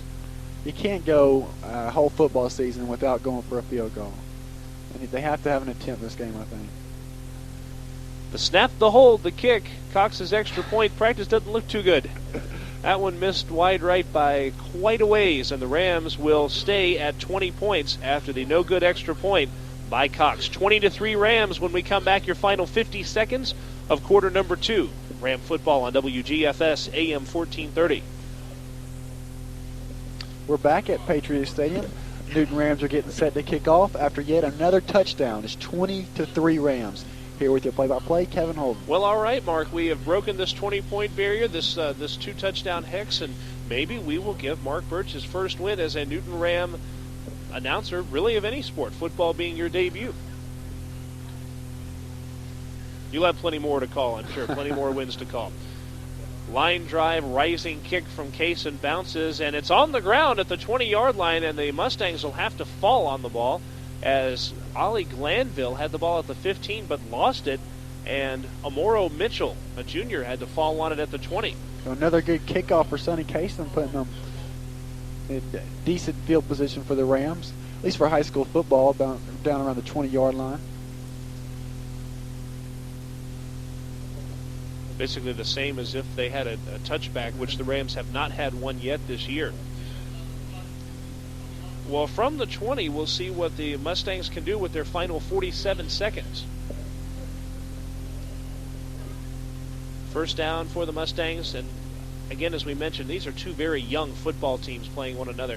And Ward has some room at the 30, at the 32-yard line, down at the 34. Jason Ward busted through the line, and it took Gary Brown to bring him down. And Gary Brown looks as if he was having some words for a couple of Meadowcreek coaches there after tackling the man. Brown just got a hand on his ankles there. It looked like most defenders, when they can get their hands on your ankles, they're able to bring you down. But when Gary Brown gets his hands on your ankles, you're not getting away. He's going to bring you down no matter what. First down, Mustangs, and they call a timeout, and we'll be back. 38 seconds left in the half. It's 20-3. The Rams lead. It's Ram football on WGFS AM 1430. We're back at Patriot Stadium here with your play-by-play, Kevin Holden. 38.4 seconds, and the Meadowcreek Mustangs trying to add some more points to their 3-point total. The Rams do have 3 touchdowns tonight and lead it 20-3. First down, Mustangs from their own 34. They go with the reverse, actually a double reverse, and this time around you've got Haji Gross on the carry, and Gross with a ton of room. He's at the 40, at the 35, and out of bounds of the Newton Rams, and that is what the coaches were talking about when they were talking things over with that Meadowcreek Mustang offense there. As we took the timeout, obviously they had a trick play in mind, and they ran a reverse, but then ran it back the opposite way with Gross. Reverses have so far been working pretty well for both teams. Rodney Smith ran 60 yards for a touchdown for the Rams, and Meadowcreek's able to pick up a huge gain and threaten for a touchdown before the end of the first half. Yeah, 37-yard gain there by Gross, and Meadowcreek will call another timeout. And remember that the Meadowcreek Mustangs have used 2 of their 3 timeouts. They're now down to 1 timeout left here in the half. But the Mustangs keeping all of their timeouts here until the very end, and it may benefit them by helping them score some more points. Yeah, with 27.3 seconds to go in the first half, Meadowcreek has a legitimate chance to put some points on the board here. If you're in the position of a Meadowcreek Mustang fan, one thing you've got to be thinking about tonight is the fact that even if the Mustangs don't win this game, this is the end of an era, and very soon we'll have the beginning for Meadowcreek High School of a different era, a better era for Mustang football. Part of the problem that the Mustangs have had is their school is almost in Duluth, really in the Norcross Duluth area, and they're playing their home games here at Berkmar. That hurts the attendance. If Meadowcreek folks have to go all the way to Berkmar High School to go to a game, this is the last game for Meadowcreek here at Berkmar. They have their own stadium starting next year, and I think you will see that combined with the youth of this program, Meadowcreek probably with a little football renaissance of sorts. Yeah, for Meadowcreek, it's like playing 10 away games for the year. Have to load up the team buses basically wherever you go, if you're at home or on the road. With Meadowcreek in this situation, unlike Newton, when they get the ball close like that, they're able to have the opportunity to kick a field goal. So even if they don't get in for a touchdown, they do have a chance of picking up 3 points. Norman with the pass, it's up, and Jason Ward diving for it and incomplete. And Ryan Norman, the sophomore, went in for P.J. Mugen, the other sophomore. And Norman, a much bigger guy back there than is P.J. Mugen, and laid up a pretty decent pass for Jason Ward, just a tad long. That was good coverage by Newton's defenders there, Gary Brown. But the ball was just overthrown to Jason Ward. The third attempted pass of the Mustangs, they completed their first 2. Mugen hitting his man at the end of the first quarter, who ended up fumbling the football, and then hitting Norman later on for a 7-yard gain. So second down from the 29. You've got 21.7 seconds left. Mugen fakes the handoff, and on the play action, it's up and batted and incomplete, and Rodney Smith getting a hand on that ball and doing what a defensive back is supposed to do. In this situation, just try to get a hand on the football, if nothing else. Yeah, Rodney Smith nearly batted that ball into the hands of Gary Brown. But like you said, whatever you can do, put a finger on that ball. Because if you don't, there's always that good chance it's going to get right into the receiver's hands for a touchdown, especially when you're in the situation that Meadowcreek is in right now, close to a touchdown. They're going to be bombing for the end zone with not much time left to go in the half. Yeah, in fact, exactly 16.1 seconds. We're down to the 10th of a second here. Third down and 10. Mugen going to Jason Ward, right side. The Rams have him down short of the first down. He gained about 5 yards. Now, if you're the Meadowcreek Mustangs, you'll need to use your last timeout. They've just done that. They tried to get him as close as possible to allow John Sanchez a chance to kick another field goal here, and they will bring him on with the ball sitting at the 24. That'll be a 41-yard attempt for John Sanchez. There's a chance, depending on how long this play goes, that Newton is going to have to take the kickoff in the first half, and who knows, maybe try and run it back in for another score. But yeah, like we were saying earlier, Meadowcreek has the option, like Newton has not had all year, of being able to put 3 points on the board when you're in a situation like Meadowcreek's in right now. And so John Sanchez will have his chance. Holding for him is Jeff Benton, a senior. In fact, he's out at the 32-yard line, so it'll be a 42-yard attempt.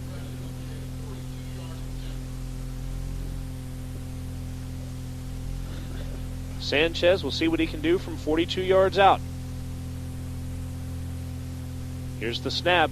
Kind of a rough one. The hold gets there in good shape. The kick up close. Good. in there just barely, and with 5.2 seconds left, John Sanchez has been the scoring machine of the Mustangs tonight. He's the only Mustang to have put points on the board, 2 field goals, and it is 20-6 Rams. Good quality kick. It split the uprights, which is all you want. It didn't have much height on it. It didn't look like it was going to have the distance, but it just cleared it, and they've got 6 points on the board. That's the kick that did its impression of the little engine that could. Kept on going and going. Just barely clearing the upright there, and with 5.2 seconds left, the Rams will get one more chance with the kickoff going their way. And if you're thinking about maybe the Rams doing some damage, remember Gary Brown has already returned this year 1 kickoff for a touchdown. Unfortunately, it was called back because of a penalty. He's returned a punt for a touchdown, and in his first play back after his suspension, his first play back, 48-yard return on a kickoff. So there's no doubt that Gary Brown means business on the return game. Yeah, you got Gary Brown back there, the big guy for returns, and Price alongside him, who everybody knows can run the ball. So either way, the Rams always have that small chance of bringing the ball in the end zone. Jason Ward is not using a tee with the ball laying flat at the 40-yard line. So they're probably not going to give the Rams a chance to do anything with Gary Brown here. Ward literally laying the ball flat on the ground with the laces just to the right side and pointing down. Ward's kickoff, a line drive, and Price will have it bounce once, and Brown is going to take it at the 14-yard line. Looking for some room right side. 20-25. The half has expired. Brown is out of bounds at the 30. A 45-yard kick, and Brown with a 15-yard return, but unfortunately not quite enough to put any more points on the board for the Rams. However, smile, folks, a 3-touchdown first half, and the Rams have broken that 2-touchdown business. It's over with, folks. It's 20-3 as we go to halftime. We'll have some interviews and more coming up in the halftime show here on WGFS AM 1430. Can you hear me? Yeah. Okay. Interview with Mr. Trivia's best friend, Chris Bridges. 3, 2, 1. We are back on the halftime show. Welcome back to frigid Berkmar Community Stadium. I have gloves on just for halftime, just trying to keep hands warm and do something to keep myself warm in this cold weather here tonight. This is beyond cold, Chris Bridges of the Covington News. Well, this is definitely football weather. I always say all summer long when I'm down out there watching practice in August that I want some of that cold weather, but I think tonight maybe my wishes were taken a little too seriously because it's cold out here tonight, and we're in the press box, so you really have to feel for the people who are sitting out there in it. I know I've been on that side of it many a time as a fan, so but it's just part of football this time of year, and unfortunately it's the last game, I guess. It's the bad thing about it, of course, it being the last game, but the cold weather is the you could call it the bad side of tonight, but the good side, Chris Bridges, what about the scoreboard and the Rams? 3 touchdowns, breaking that little point problem they've been having, and the 3 rushing touchdowns tonight, the 20-6 lead despite missing Kerry Gilstrap, their starting quarterback. 20 points in the first half. That's more points than Newton has scored in an entire game all season. Newton hadn't scored over 2 touchdowns in a game through the first 9 outings, and tonight they scored 20 points. It looked pretty good doing it on offense. Kind of had a couple of sustained drives there. They took advantage of a fumble that was recovered, and just overall a good performance by the Newton offense the first half. And the defense hasn't played that bad either. They've only given up 2 field goals. And when you can limit a team to field goals and keep them out of the end zone, that's always a plus. So perhaps one of the better efforts tonight by the Newton team, especially I know in several weeks. One of the great things about it is the fact that Jonathan Price in his last game in a Ram uniform is getting plenty of chances to carry the football. Chris already 91 yards on 18 carries only in the first half. So the Rams have decided it will ride on Jonathan Price or it will fall on Jonathan Price, and so far it's ridden. That definitely looks like that's been the offensive strategy, is to give the ball to Jonathan Price, and just wherever he goes or wherever he stops, that's where the fortunes of the Newton team are going to be tonight. And to this point, he's more than stood up to the job, kind of getting one last chance, I guess, to take a look at Jonathan Price. I've enjoyed watching him play the past couple of years. He's a quality running back and also a quality person. I know he's always very polite whenever I'm out at the school talking with him, and he's somebody that you're going to miss seeing, not just because of his football talents, which he obviously has, but just for more things. Jonathan Price, the student, will be missed also. And this Rams senior class, of course, leaving after this particular football game, and we'll be saying a goodbye to them, and the seniors have to leave on kind of a mixed note after winning their first 2 games their senior year. Kind of a drop-off. Yeah, I don't think anyone had Newton predicted to challenge for a state championship or anything this year, but some disappointment. I think it would be safe to say that this season has been a disappointment. I know even one prediction that I remember seeing back there in the summer was that Newton could be the surprise team in the sub-region. Of course, as we know, it didn't work out that way. And sometimes when those losses start piling up, you lose a couple of close ones. I heard you mention it in the pregame. You can even trace it back to Norcross, which I go back to that game as well. It was a game that Newton should have won. They didn't win, and from then on, it was just downhill would be an understatement. It was a fast roll and stumble downhill for most of the rest of the way, although there were several games that Newton was competitive in and in theory had a chance to win. But when you start going down that downhill slide, sometimes the hardest part is to stop. And hopefully the Rams will try to stop this here in the second half. What do you think the Rams will have to do to maintain this lead in the second half? Well, if I were the coach, which I'm not, and I'm not trying to give Coach Brastill advice. He knows 10 times more about football than I do. I would just keep giving the ball to Jonathan Price. He almost had 100 yards alone in the first half. And to me, I would keep going with him until they stop him. They pretty much have not stopped him in the first half. And who knows, maybe he could break 200 yards tonight. We've seen him do that before. And maybe he can go out in style, and that would be a great way to see that happen. Jonathan broke 1,000 yards as a junior. The yards have not been there as a senior. But going back to what type of player Jonathan is, I don't think I've heard him complain about it all year. He's not been, gosh, I'm not getting my yards or anything like that. He wanted this team to win, and he was willing to do anything it took. And unfortunately, it hasn't worked out for him, and it hasn't worked out for the whole team. Well, Chris Bridges, our last chance here to talk in football season, and one thing you and I will have to mention, the football picks. Well, that was something we debuted this year. I'd like to thank you for taking part in that, along with Bill Dolan, your radio partner there at WGFS. We're still going to do it for a couple more weeks. I apologize, I don't have any picks for you tonight. I'm running a little behind this week. I wanted to wait and see what some of the playoff matchups were in high school before I printed those up. And if I printed them up on Thursday, of course, I wouldn't know who was going to play who. It would be a pure guess. So Monday, you look for a call from me, and I'll give you your picks for next week. But we've had a lot of fun with that. Unfortunately, I'm the one in dead last. Kind of seems to be my experience with this. I used to do this at the newspaper in Madison when I worked there a couple years ago, and I think the 2 years that I was there, I finished last both years. So it looks like I'm going to end up at the bottom of the pile again. Well, it's going to be your responsibility over these next couple of weeks to try to climb out of the cellar and maybe not finish the year down there for once. We'll see what takes place. A couple more weeks of it, and I, of course, will be in Athens Monday. Just give me a call, and we'll discuss the pick situation then. Chris, thanks for a terrific football season up here in the press box. A lot of fun. Unfortunately, we haven't seen the on-the-field results we'd like to see. However, one thing always remains the same. We continue to bring you media coverage of the Rams. Well, I appreciate it. It's been an enjoyable year working with you guys again.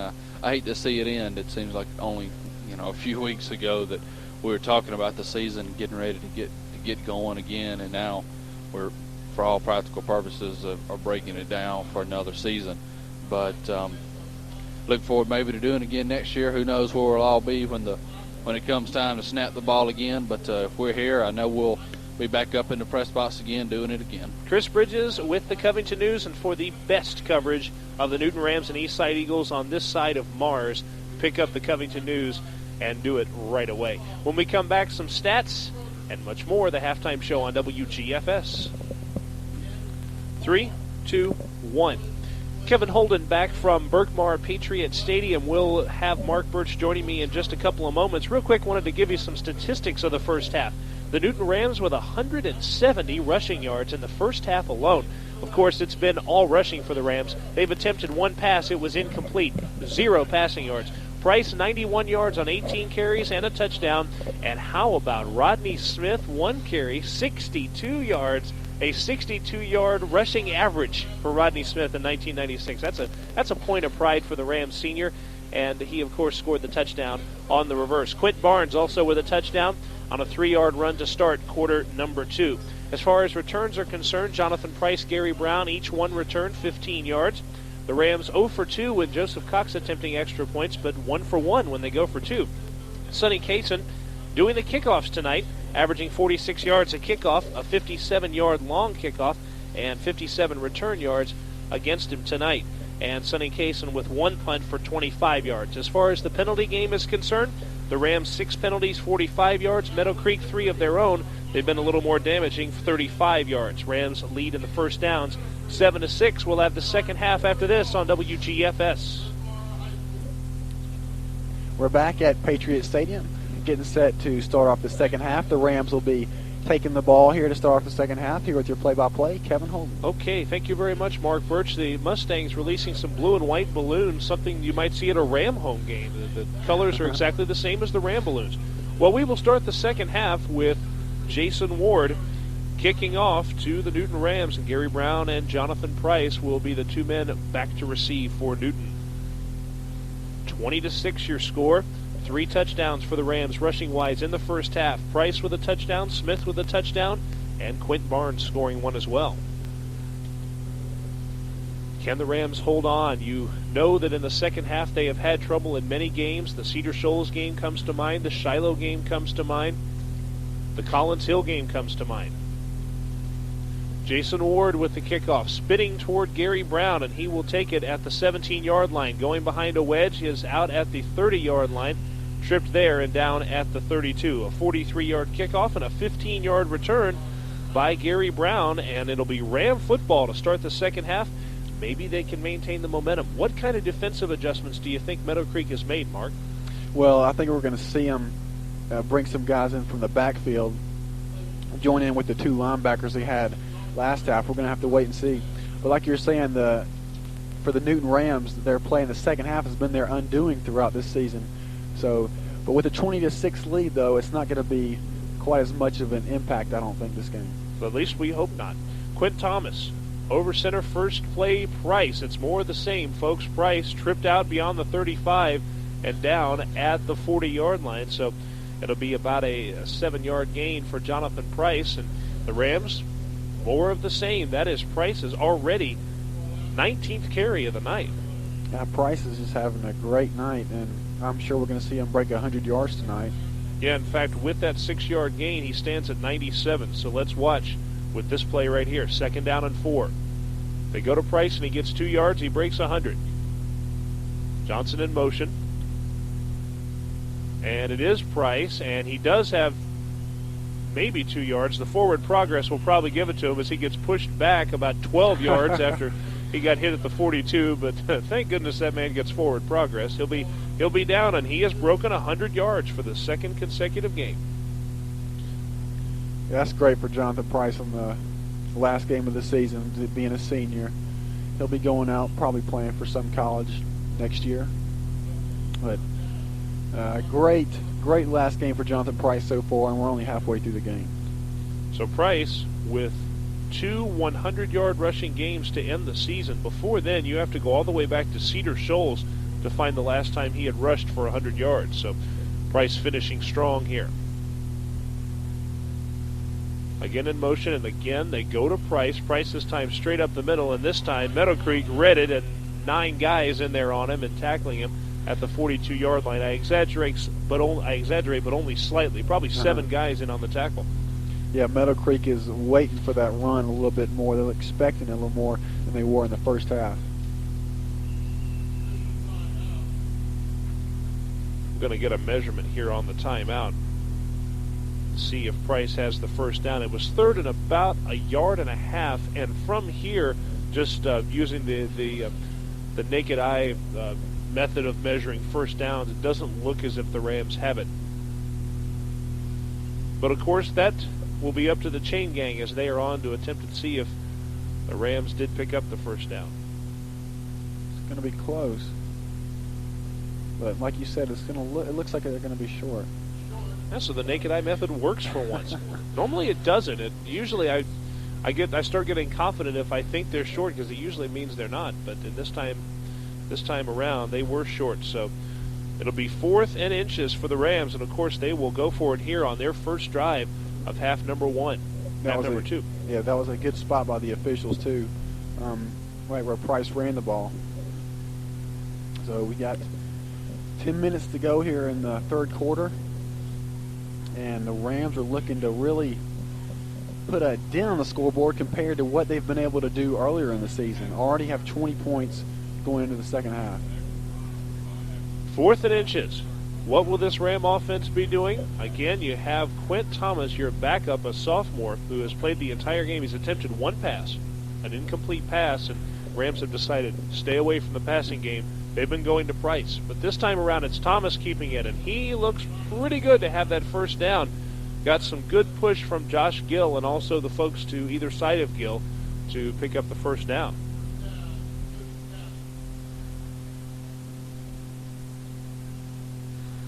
It'll be a 1-yard gain, but a big 1 yard as Newton continues this drive. Yeah, like we were saying, it's really is a big game for Newton.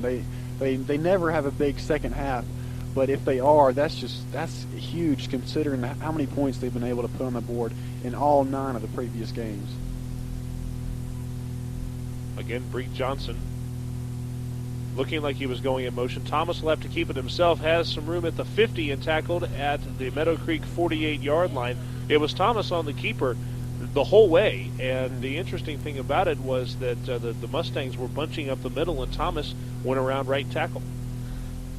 We're going to see a lot of comparisons between Thomas and Gilstrap in this game and in the years to come that they'll be playing for Newton.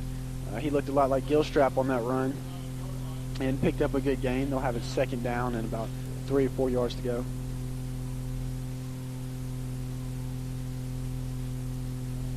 So in Meadowcreek territory at the 48, we'll see what the Rams can do here on second down.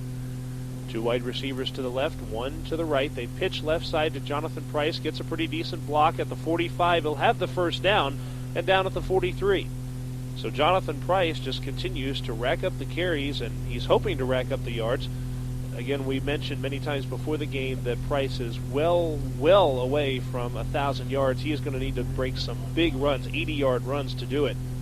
You never know what may take place. Yeah, if Price is able to get have a good night, getting 100 yards right at the end of the first half, just into the second half, he's got a shot at getting 200 yards this game if they keep giving the ball to him and he gets some good runs. First down from Meadowcreek's 43. The drive continues, and this time it is Barnes for maybe a yard, maybe 2, and a stack of bodies there, about 15 bodies in on that one. The Rams inch the ball up there, about a yard gain. So they'll have 2nd and 9. We're doing some mathematics right now to find out where Price stands in the rushing game. And we will tell you how many yards he needs exactly to pick up 1,000. We'll have that total in just a moment. About a yard gain, as you mentioned, from Barnes, 2nd down and 9. 2-back set. The Rams have been going with it all game this time around, and again it's Price up the middle, inside the 40 to the 39. Check that flag at the 39, but Price just going straight up the middle, and Price has played tailback, fullback, and any other kind of back tonight. Rams are staying with that I formation that's worked so well for them tonight. Price lining up behind Quint Barnes, and he's lined up right behind Quint Thomas. Of course, usually we're seeing the fake to Barnes and the handoff to Price, as we did right there. So the Rams will be backed up another 15 yards, and Breek Johnson coming off the field and was unhappy, and you could tell from his physical expression how unhappy he was with what took place there. The Rams trying to maintain the momentum here, and when you get a penalty like that, it just shoots the momentum completely. So Johnson will come out of the game here. Second and 20 for the Rams from their own 47 now. So again, a 15-yard penalty against the Newton Rams, bringing them to 7 penalties in this game already. Price going up the gut 50, 45 and down there. And what the Rams have been doing is running kind of a delayed handoff to Price, where the offensive line gives a little bit of time to open up a hole for Price and let him run through it. Price ran that ball up to about the previous line of scrimmage. I like to see Quint maybe drop back in the hole and fire a pass. I think that Brassfield is going to want to try and work with him on passing the ball because he will have a shot at being the QB for Newton next year. So I think before the night's over, we're going to see him take a couple good shots down the field. From the 45, 46-yard line of Meadowcreek, it's third down and about 12, so why not? If you're up by 14 points, why not give it a chance? If this man has to spend 2 years at the varsity level, let's see what takes place. Hang on a second. Here comes the flag. Delay of game going against the Rams. That, folks, is, yes, the 8th penalty called against the Rams. They have 65 penalty yards on 8 penalties already early in the third quarter. And it's so nice to be racking up these. No, it's not nice to be racking up penalties, but to be racking up penalties and not be worrying about it because you're up 20-6. Again, this game seems more and more like that Rockdale County game from game number 2, where the Rams won that game in spite of themselves, really. The pass up, incomplete, looking for Rodney Smith, and all over Rodney Smith was Ron Mobley. Mobley was probably 3 feet away from him when that ball was reaching Smith, and he let that one go by. Yeah, Rodney Smith should have made that catch. He heard the footsteps of Mobley on that play. Mobley didn't get a hand on the ball or anything. The pass was going right to Smith, but Smith backed up a couple steps and just tipped the ball with his fingertips, wasn't able to make the catch. And so it will be up to Sonny Kaysen to back the Mustangs up here. And Meadowcreek with 2 backmen, one standing at the 30 and the other at the 10. And just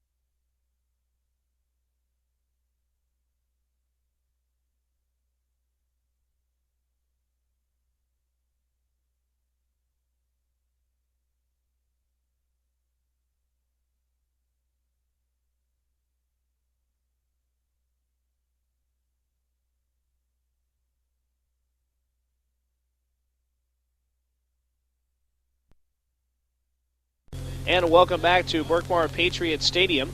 The Meadowcreek Mustangs all the way back to the 2-yard line there. Go ahead, Kev. With 6:17 left in the quarter. I was just going to say it's very close to being a safety for Newton. See what they can do against this Meadowcreek offense. You can bet the Rams will be bunching it up the middle. And they go around the left side with Barnes. Barnes out past the 5 to the 7-yard line, so that'll give them some breathing room. The Meadowcreek Mustangs pushed all the way back there, and a clipping call was called against them, and it is the shortest clipping call you'll see, about a yard penalty, half the distance to the goal line. Yeah, like you said, they did pack it in there, and Meadowcreek was waiting for it, ran it around the right side, and picked up a good gain of 6 to 7 yards. One of the things you have to watch is Meadowcreek having a sustained drive, eating time and scoring, because they started at their own 2, and you've got to know it will help the confidence tremendously if they can go 98 yards and march down the field. It's Barnes out past the 10 to the 12 and down close to a first down. And you're hoping, as we mentioned, that Ram defense can stop Meadowcreek before they get out too far. It means that they'll have to punt it away, and the Rams would have great position if they can stop the Mustangs this deep in their own territory. And Newton's defense continues to look excellent. They're keeping Meadowcreek's runners from ever breaking free on a big run. They had the one big run on the double reverse, which we hadn't seen all year. But that's the type of play where you're either going to get a big loss or a big gain. So you can't discredit Newton's defense for that one. Yeah, they really gambled. They rolled the dice and came out with a good roll when they had that play. Going left side, keeping it himself, is the quarterback, Mugen. Mugen out past the 15 and close to the 20-yard line before the Rams can bring him down. So the Meadowcreek Mustangs coming out in their first drive of the second half and marching it upfield. They did some offensive talking in the locker room and made some changes, and they've looked pretty good so far. With all the running we've seen tonight, the clock just seems to fly by in all the quarters. Right now we're down to almost 4.5 minutes to go in the third quarter. There was a year 3 years ago, Mark, in '93, where the Rams ran the ball 92% of the time.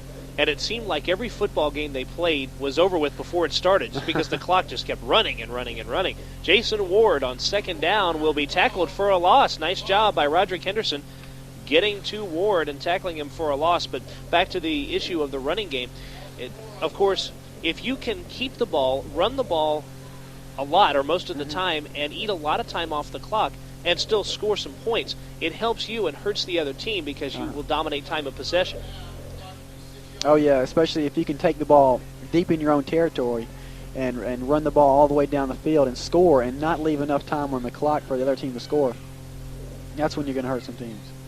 The only trouble that Ram team had from '93 was with turnovers and fumbles. And, of course, if you're trying a ball control offense, fumbles don't help. Pass up and incomplete. Looking for him on the sideline. He was looking for Ward, but Mugen just missed him. He would have been close to being out of bounds. So it'll be fourth down, Mustangs. The punting team will come on with the ball on the Meadowcreek 15-yard line. Already down to 3:47 left on that clock in quarter number 3. And as you mentioned, a zipping third quarter, just zipping along here. Actually, it looks like they're going to they brought the punt team on for a second, but I think they're going to bring them back off. Well, Ward is back at about the 5-yard line, and remember, he is their normal punter, but you have to keep the fake in mind all the time with Ward. And he is going to go ahead and kick this one away. Brown will take it at the 48-yard line. Has it past the 50 to the 40, still running up at the 30 and down at the 28-yard line. Tell you what, Gary Brown, when he carries the football, can make exciting things happen on just about every play. Just about every time he touches the ball, you can look for something big to happen. Now, before that play, I thought that Meadowcreek was going to looked like they're going to bring the punting team back off and go for it, which may have actually been a good idea when you're down 20-6. But being that far deep in your own territory, I don't think you ever want to go with that chance with the way the defenses for both teams have been playing. Yeah, if you miss in a circumstance like that, Newton has the ball in just tremendous position. Here they have it at Meadowcreek's 28, which isn't bad. Price on first down leans on a couple of bodies and will get a few yards based on that, but nothing more. But Newton will have the ball in good field position here on Meadowcreek's 25-yard line. Price has touched the ball 7 times in this half. 30 yards rushing in the second half. Combine that with 91 from the first half, so 121 yards for him on a total of 25 carries. It'll be second down from the 25. That's 2nd and 7. Breek Johnson will be the most tired man probably in the county as he's been going in motion every play. On this play, it is Thomas slipping on the turf inside the 30 and tackled there. He was hit once, but it was kind of a combination there of being hit and slipping. Meadowcreek has stuck with their 4-man in the backfield unexpectedly. I thought they would bring one of their cornerbacks up for linebacker, but they've stuck with that, and so far in the second half, it's worked fairly well. A loss of 6 for Thomas. And Thomas in this half with 4 yards combined with his 3 from the first half. The rushing game hasn't been very kind to Thomas. 7 carries, 7 yards. On third down, Thomas back and looking for the pass. It's up very long and just about intercepted. That was much closer to Ollie Glanville than it was to the intended receiver, Rodney Smith. And really, the Rams are very lucky Glanville did not pick that pass off. On that pass, Rodney Smith had to run up and try and play defense.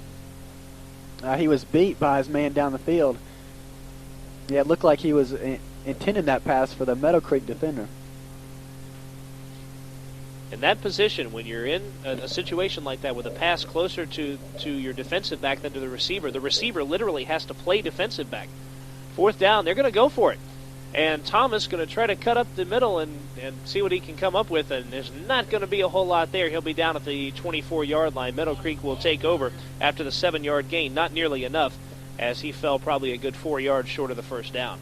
Thomas has been working fairly well on the scramble, but it's obvious he doesn't quite have the speed that Gilstrap does. So we hadn't seen him breaking free on the run with as many quarterback keepers as Gilstrap does. First down, Meadowcreek. Less than 2 minutes left in quarter number 3. And as you know, quarter number 4 has been the fatal quarter for the Rams in so many games, as they have had a lot of fourth quarter collapses. We are hoping that does not take place tonight. Maybe the Rams can get off this 7-game losing streak. Mugen, right side, looking for an open receiver and was 10 yards away from anyone where that ball dropped. He was looking for Dontorius Candace, but the ball hit at the 27 and Candace was at the 37. Roderick Henderson came around on the right side for Newton that play and nearly sacked Mugen. Mugen got it off just before Henderson got to him. Henderson was still able to put a good hit on him, but Mugen got it off right before he was sacked, about 10 yards behind the line of scrimmage. I wondered if there might be a flag under that circumstance, given that ball was so far away from any Meadowcreek receiver, but Mugen got the ball off in good shape as far as the forward pass is concerned. Ward here on second down breaks free from the line, and it takes the secondary to bring him down at the 40. A 16-yard gain for Ward and a first down for the Mustangs.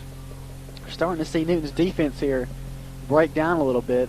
Meadowcreek's figured something out, a little kink in their defense, it looks like.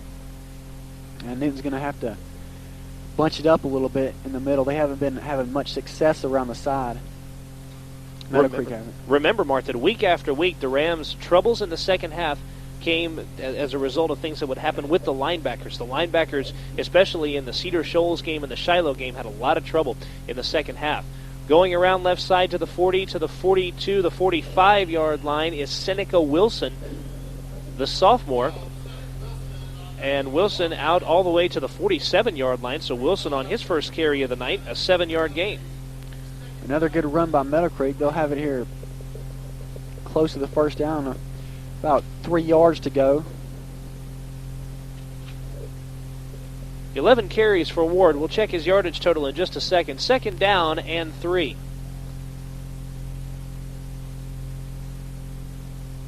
It's Mugen. Over center, two-back set. They go to Ward. Ward will have the first down and quite a bit more. 45-40, and takes one man, the last man for the Ram defense, Rashad Scott, to bring him down at the 35-yard line, or else that would have been a touchdown for the Mustangs, and credit Scott with a great play.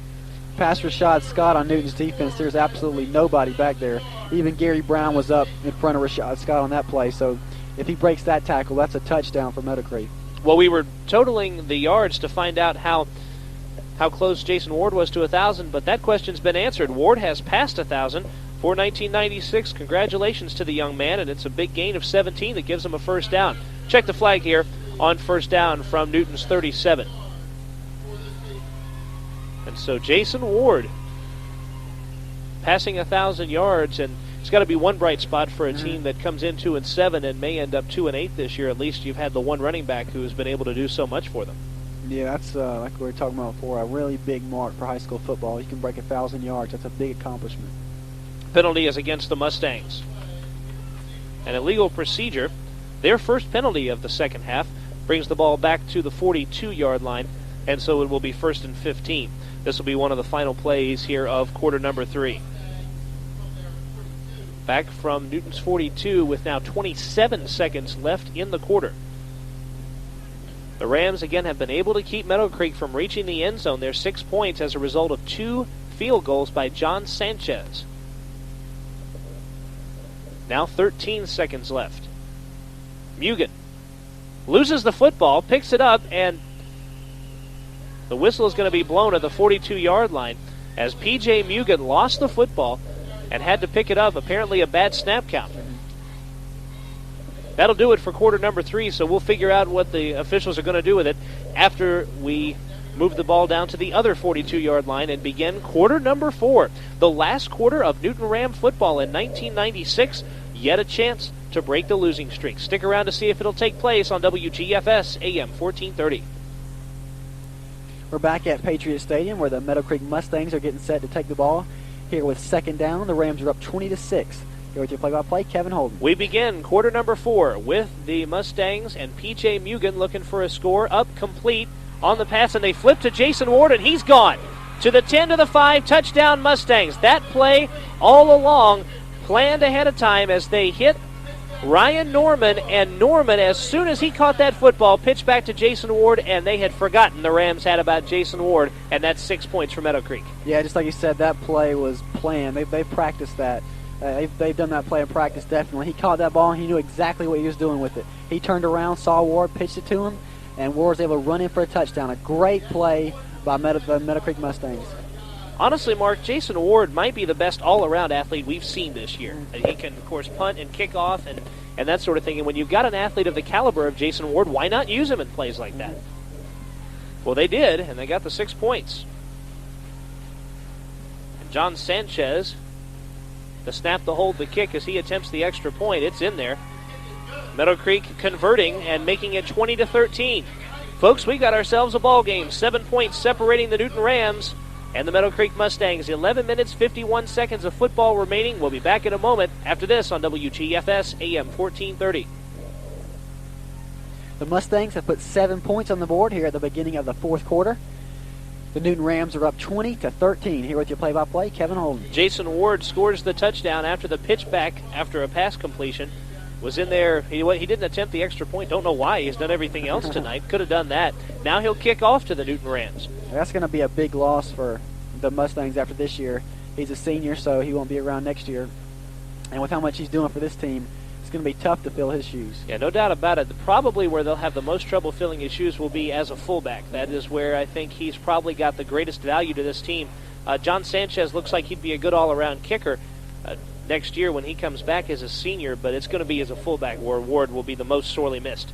The kickoff headed for the Newton Rams way, and it is going to end up bouncing. Did that go into the end zone or out of bounds? It went into the end zone. At first it was so close I couldn't tell on which side of the post it was on, but it went into the end zone, a 60-yard kick and a touchback. And Jason Ward doesn't have your typical kicking style. He's just strong and powerful legs and just boots the ball. Just line drives it, and he's still able to get the ball down there a good distance. The Rams will pick it up here at the touchback on the 20-yard line. Regarding Jonathan Price, he came into this game with 695 yards rushing. Right now, Price has 121 yards in this game, so he needs, in this fourth quarter, about 150 or 160 yards. That's kind of a tall order. Of course, who knows? Back at the 20, you could break an 80-yard run here, perhaps. There's Price. Right side ran into his own man at the 25 down at the 26-yard line. Had he not run into his own man, would have been a much bigger gain, probably a first down and much more, but only 7 yards. Price with 107 yards on only 13 carries against the Wildcats of Duluth. By the way, in that game, Kerry Gilstrap, 13 carries for 4 yards. And looking at that now, with Gilstrap with only 4 yards rushing and only 12 yards passing, you have to wonder if maybe something medically was taking place with him then, so maybe they knew something after that game. The officials are officiating here, talking it over amongst themselves as they love to do this game. Doing their job, I guess. in a game that's been moving very quickly, perhaps they wanted to be the ones to slow the pace down a little bit. Only 11:31 left in this game. It's 20-13 Newton. 3 rushing touchdowns in the first half, accounting for all the Ram points. Cox was 0 for 2 on extra points, but the Rams did get a 2-point conversion thanks to a run by the new quarterback, Quint Thomas. Thomas to Price, right side. He'll be tackled for perhaps even a loss, maybe back to the original line of scrimmage after the spot.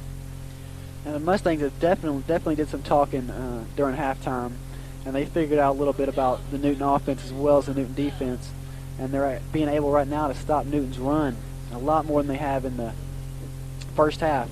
I think we're going to see Price going maybe with a couple pitches to the left or right side, trying to run around that packed line of the Meadowcreek Mustangs. The quick pitch is how Jonathan Price got a lot of yards early last year. In fact, he had some huge games in the first half of '95, mostly because of quick pitch plays. And we'll see what they do on third down. It is Thomas hoping to keep it himself, but he's short of the first down. Down at the 26-yard line, and the Mustangs are fired up as they are coming out ready to play here in the fourth quarter. And you start to think about those previous games in which the Rams had so much fourth quarter trouble. Will it come back and haunt them again? Sonny Kaysen so far this game hadn't had much luck with his punting game. So if Sonny Kaysen is not able to get off a good punt and the Mustangs are able to get good field position, that's going to give them a chance with a touchdown and extra point to tie the game at 20. And of course, you could always go for 2 and make it a 21-20 game. Kaysen gets this one off. A kick that's going to take a very good Newton roll. Terry Barnes is just going to let that one drop at the 38-yard line. And the Rams will touch it there, and it'll be Meadowcreek football at the 38. So that punt from Sonny Kaysen, not a bad one, a 35-yard punt, a little better this time around. Mustangs will still be in a decent field position, about 12 yards short of midfield. Rams are going to have to stop them here. With the way the Rams play in the second half, you really have to say that they're going to have to stop them here. With the Iron Man football the Rams have played all season, they always tend to tire out here in the fourth quarter. So it's a real test of Newton's defense. They go left side with Seneca Wilson, and Wilson inside the 40 to the 42-yard line. And that'll be a gain of 4 for Wilson after the Rams went out pursuing him on the left corner there. We're looking for the last time that the Rams have outscored their opponents in the second half, and I'm looking back a long way, and I'm unable to find it. The last time it happened, Mark Burch, was on September 3rd against Central Macon. That's the last time the Rams have outscored their opponents in half number 2. Second down and 6 for the Mustangs. Pass up, complete, got him at the 48-yard line, gets around one man, another man, using those juke moves. He's got a first down and a lot more, and that is Ryan Norman. Norman has been involved in some huge plays for the Mustangs. There's another person that the Meadowcreek Mustangs have depended on heavily tonight. Remember, he pitched the ball to Ward, who ran for the touchdown. Norman put some great moves on the new defender after the catch. Was able to pick up an extra 5 yards after he caught it. And the Mustangs have crossed midfield here in front of the 45-yard line of Newton. 8:43 left in the game. The Rams up by a touchdown, but that lead looking tentative now with the ball at the 43. It's Ward up the middle. Stopped. No, he isn't. Oh, yeah, he is at the 40-yard line. And I saw him bust out of that position at the 40 and still up and going, but they say he was down. I think he left the ball there down there, so he'll be down just in front of the 40-yard line. And make no mistake, folks, the Meadowcreek Mustangs are just as fired up about this fourth quarter as the Newton Rams are. You wouldn't think that you're dealing with a couple of 2-7 teams playing. They are playing as if something very large is at stake, and it's good to see that intensity from both teams. Newton especially, who has a lot of seniors on the team. A lot of their big players are seniors. So they're going to be playing hard and trying to hang on to this 20-13 lead.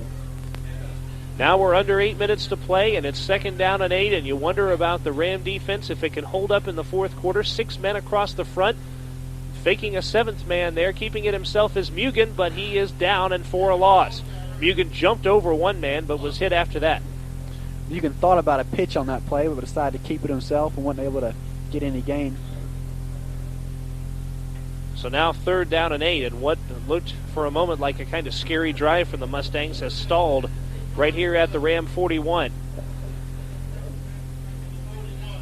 Mugen and his team, the Mustangs of Meadowcreek, with one sub-region win against the Duluth Wildcats, who the Rams lost to but just barely last week.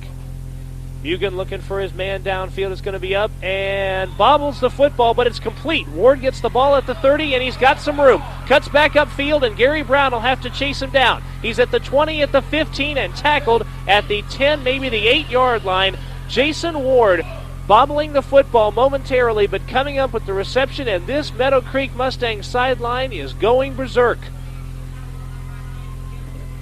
Yeah, he bobbled that ball, and it looked like he may have fumbled it. He would fumble it, but he's able to get control of it and run it for a great game. Luckily, Gary Brown picked him up and brought him down before he could get into the end zone. 1st down at Newton's 9, and you can feel the energy literally shifting toward the Meadowcreek Mustangs here in this 4th quarter. 32-yard gain on the pass. Man in motion for the Mustangs from the 9-yard line. They go to Wilson. Wilson will be tackled after a 2-yard gain. He stopped at the 7. Remember that after this touchdown, if the Meadowcreek Mustangs do score a touchdown, the Rams will get the ball back and one more chance to come downfield, maybe a couple of chances, as we're about halfway through the 4th quarter. But they've been going to Price all night, and you know that the Meadowcreek defense will be really keying on Price. Mustangs have got a decent crowd here on a very cold night, and they're going crazy as the Mustangs have the ball inside the 10-yard line with a chance to put another touchdown on the board and possibly tie it up or even take the lead. Timeout Meadowcreek. 6 minutes, 5 seconds left. 2013, the Rams lead. What can the defense do here with 3 plays and only 7 yards for the Mustangs to go? If they can hold them, or if they can't hold them, it will have quite a determining effect on the outcome of this game. Stick around for it on WGFS AM 1430. We're back at Patriot Stadium getting set for what may be the deciding drive of the game. Here with your play-by-play, Kevin Holden. Meadowcreek trying to take the wind out of the Rams' sails here with 6 minutes left. 2nd down from Newton 7. The big 32-yard gain to Ward has set this up. Pass is up. And, that was almost intercepted by the Newton Rams. Check the flag. There is a Meadowcreek man down at the 15. And it's I think a roughing the passer call against the Rams. But that ball nearly picked off. That's going to be really tough on Newton, that roughing the passer call. That's something you just can't do. Gary Brown looking just a little too ticked off on that play and hit the passer, and that's going to put the Mustangs in great field position.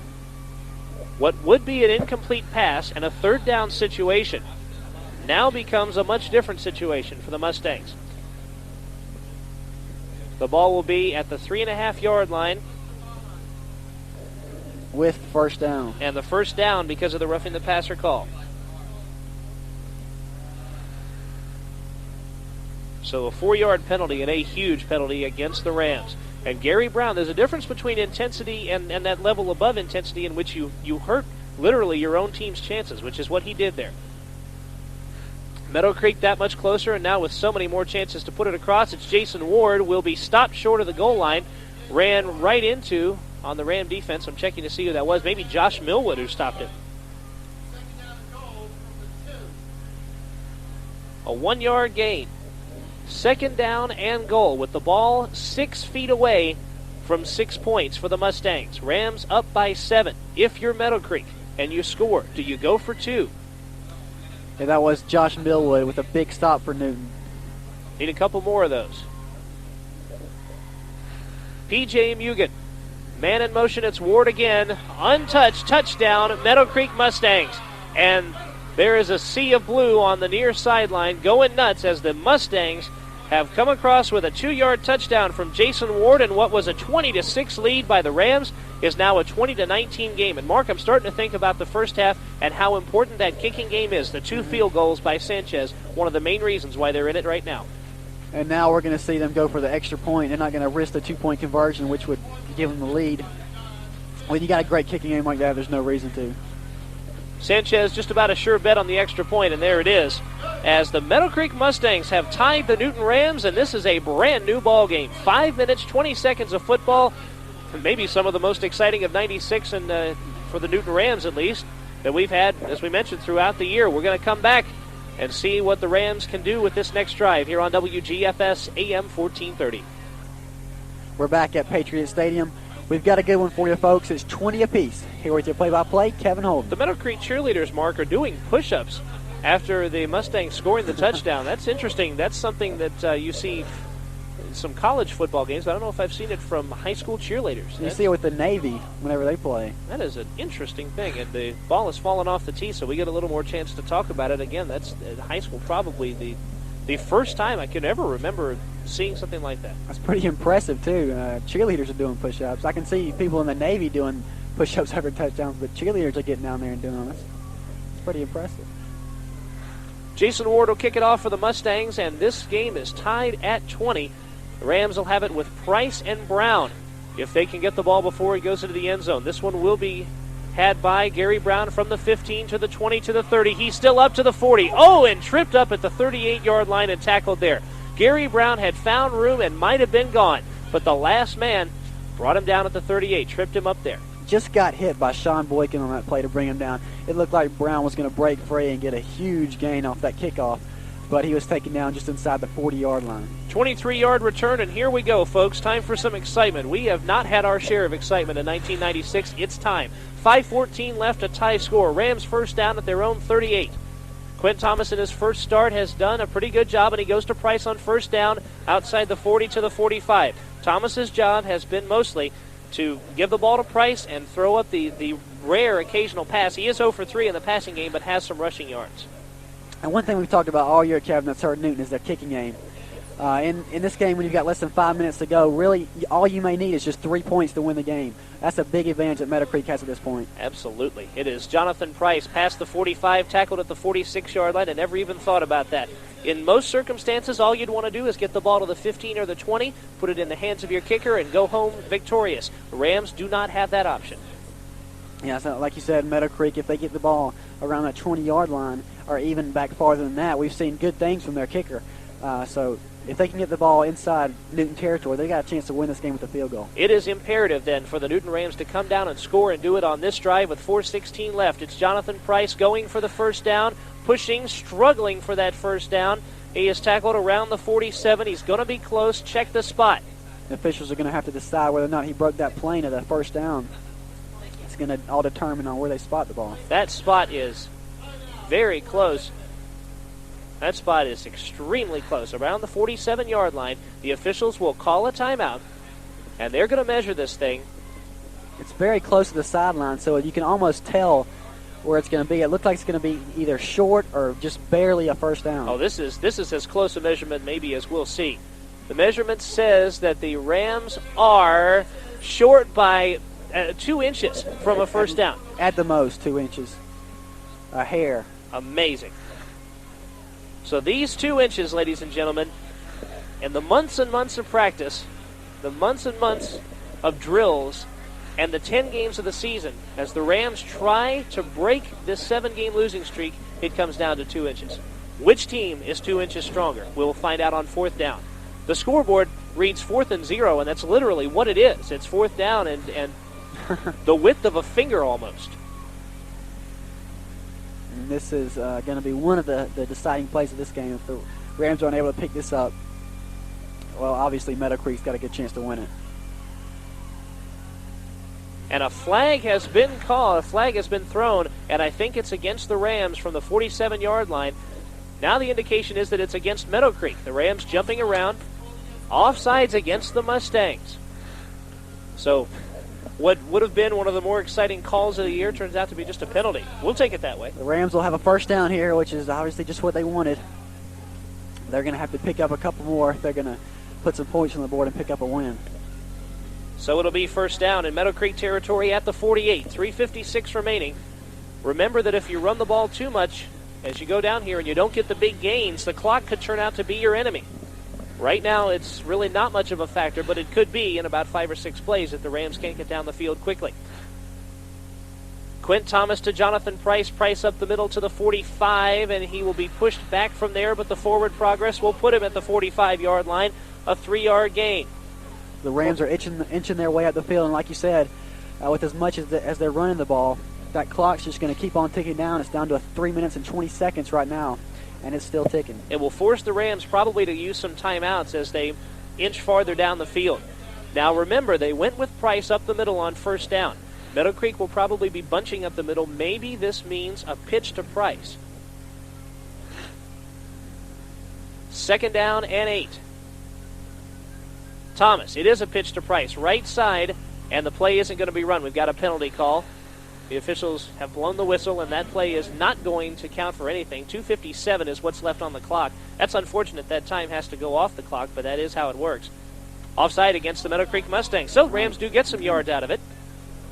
Down to the 41.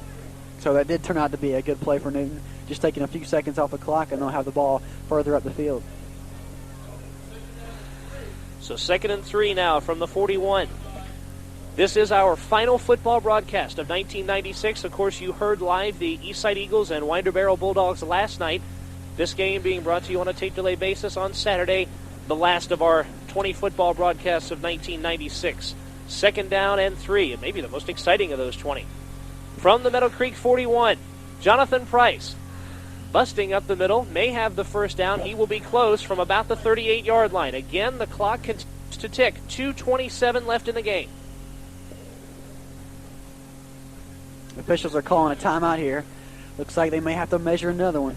But I think the Newton has gotten it far up enough where they're going to get a first down here. Well, now you're in a...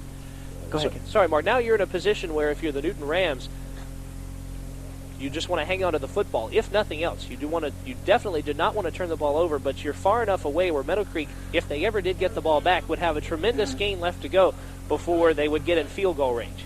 Right. So now it's just a matter of hanging on to the football. If you don't score, it's overtime. If you do, then it may be over with. Luckily for Newton here, they just got the nose of the football past that first down marker. So they'll have first down here just inside the 40-yard line. The Rams at Meadowcreek's 38. 2 minutes, 25 seconds left in regulation, and regulation might not be the end of matters tonight. Rams' last overtime game, you have to go back to the Winder Barrow game last year. The Rams did lose that in overtime, a tough one in that season. Thomas keeping it himself, and he will be run out of bounds at the 37, but getting out of bounds will stop the clock with 2:04 remaining. Thomas was hit hard there by a couple of Meadowcreek defenders, including Sean Boykin. Just nailed right near the sideline and only picked up a yard or less on the play. So now 2nd down from the 37. And credit the Meadowcreek Mustang defense here in the second half. The Rams have not run for more than 8 yards on any play of this half, and they've had their share of plays. This, in fact, from scrimmage is their 24th play, but they have had no play of more than 8 yards. No play of more than 5 on this drive. Thomas looking for the pass. He's being pursued on the right side. He'll have to keep it himself. Gets down to the 35, and now you got to start thinking about some timeouts. Yeah, Brassfield's definitely going to have to think about calling a timeout here. And they will. A timeout Newton County with 1:52 to go. All right, folks, we'll give you a little bit of time to catch your breath for this final 1:52. We're going to be back after this, tied at 20 from Berkmar Stadium in Lilburn. Ram football on WGFS AM 1430. We're back at Patriot Stadium with 1:52 to go in the fourth quarter, but possibly not the game. Here with your play-by-play, Kevin Holden. The fourth quarter with only 112 seconds left. Tied at 20, Rams at the Mustang 36. Quint Thomas, right side on the pitch, goes to Rodney Smith, gets around his man. He's at the 45, at the 40, at the 35, cuts back against the grain. Watch the 2 flags. Down at the 30 is Smith. However, 2 flags have been thrown at the 40, and it doesn't look good for the Rams. Yeah, that's probably going to be against the Rams. We're going to see a hold or maybe a clip against Newton. It is a clip against the Newton Rams. Josh Gill picked up the yellow flag, one of the flags, and flung it to the ground in disgust because he understands the importance of the situation. That clip might cost the Rams their shot at this one because they'll be put all the way back from the spot of the foul, the 40, all the way back probably to midfield, and remember, it'll bring up 4th down. It may have cost them their shot at this game. It being 4th down, the Meadowcreek Mustangs will probably have one more chance with this ball. Fortunately for Newton, it's not a completely desperate situation. It's not the point where if they don't score here, they're definitely going to lose. It is tied 20 apiece. So if they don't get it here, it's just going to be up to Newton's defense to keep the Mustangs from getting it close enough where they can attempt a field goal. Need to make one correction. Because of the penalty, it stays 3rd down, but it's at the Ram 45. and you got 27 yards to go for a first down if you're the Rams. So now you're thinking probably more about eating as much time off the clock as you can and keeping Meadowcreek from having the football for that long. We may be headed for some more bang for your buck, some extra football, 2 extra quarters. Long pass is up, a little bit dangerous. Rodney Smith, the reception, now the ball is on the ground. Are they going to call that incomplete? Yes, they will. Rodney Smith at the 33-yard line just about picked that one, but dropped it at the last moment. It'll be 4th down. Referee there frantically waving his arms to let the Meadowcreek Mustangs know that it was, in fact, an incomplete pass. They were jumping up and down. They thought they had recovered the ball. The Rams will have it back deep in a country mile from a first down. It'll be 4th down, and I don't even know how long, really long for the Newton Rams. It's funny because I thought the ball was at the 45 last play, but the ball looks to be at the 47 this play. I must have missed it last time around. Well, Meadowcreek going to put a bunch of folks on the line to see if Sonny Kaysen's punt. Kaysen will get it off in good shape, and it'll be at the 30-yard line rolling down to the 25. They could not block the kick, and Meadowcreek will have a minute and 2 seconds with the ball at the 25-yard line. The greatest test for the Newton Ram defense probably of 1996 right here. That kick, a 30-yard kick from Kaysen. In a freezing night at Berkmar Patriot Stadium, we're going to have 2 extra quarters of football, and of course as the night goes along, Mark, it just gets colder. That's the truth. First down Mustangs from their own 25, 62 seconds. What can the Ram defense do with this Meadowcreek offense? Or can Meadowcreek come up with something big here? They need 75 yards. Remember, Jason Ward is a man you've got to watch. He's a game breaker regardless of the circumstances. And a flag is going to be called here. No, a timeout will be called for the Meadowcreek Mustangs. They'll be calling a timeout. We were waiting for the flag because there was some motion against Meadowcreek, but they just got a timeout off in time. Mugen wisely backed up and called a timeout before he gave the officials a chance to think about what to do on that play. But Mustangs will have to retain the ball with no penalty. That was a situation where there were folks in motion who stopped, turned around, went in motion again. It looked like you had 3 guys in motion for the Mustangs on that play. They're looking for an illegal motion call. Should have had the illegal motion call in the opinion of many in this press box. But did not get it. Meadowcreek takes the timeout. And again, first down from their own 25. The Mustangs with only 1 timeout remaining. The Rams still with all 3 of their timeouts. I don't know if that will mean much, but perhaps if the Rams do get a chance to get the ball back, it might mean something. Also remember, if the Mustangs get in field goal range, you can ice the kicker with a timeout or 2. Literally ice the kicker on a night like this. The sophomore, P.J. Mugen, hoping to lead this Meadowcreek offense to victory in what will probably be their final drive of this game. Mugen scrambling around a couple of guys, and he's got some room. He's at the 30, brought down finally at the 33-yard line, brought down from his legs by Rodney Smith, down to 47 seconds left, and a timeout will be called. Meadowcreek will burn its final timeout. So with the ball sitting at the 34-yard line, a quick timeout when we come back. 48 seconds left of fourth quarter football.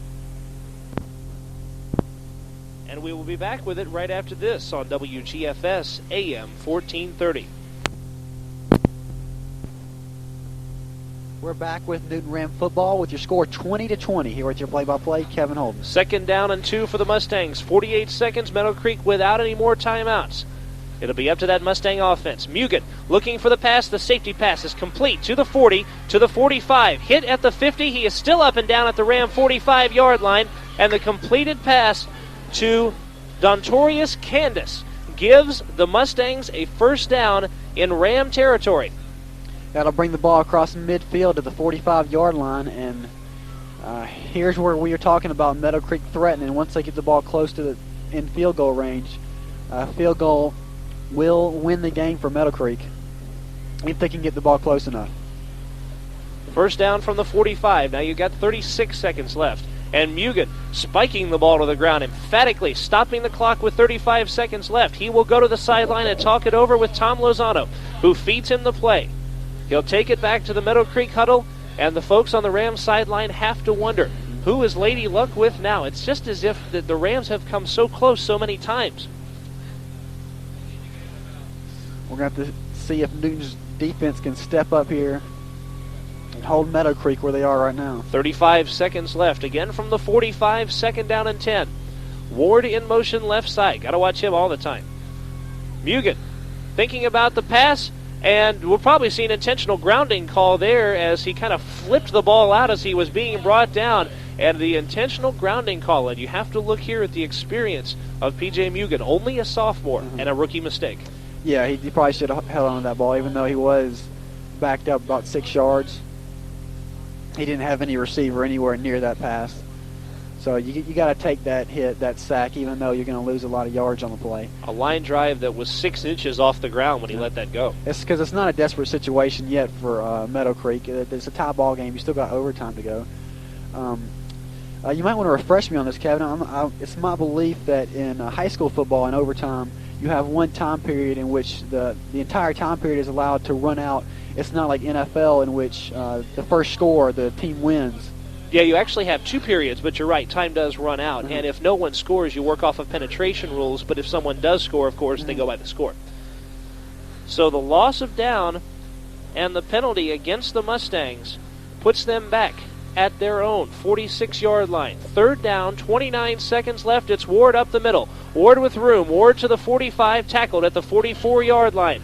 21 seconds left, and again, there is no chance for Meadowcreek to call a timeout. They might let time expire here, and we may be headed for overtime. They're going to bring it back up. It looks like they're going to try something here with 10 seconds to go. Fourth down from Newton's 47-yard line, and the Newton Rams will have the ball back. Unfortunately, Mark, I was looking down. Perhaps did I see Mugen spike the ball? He certainly did. He spiked the ball down, and the Rams will take the ball here with first down and 6 seconds to go. They can try something if they want to. Mark, I have a feeling Mugen didn't realize what down it was. No.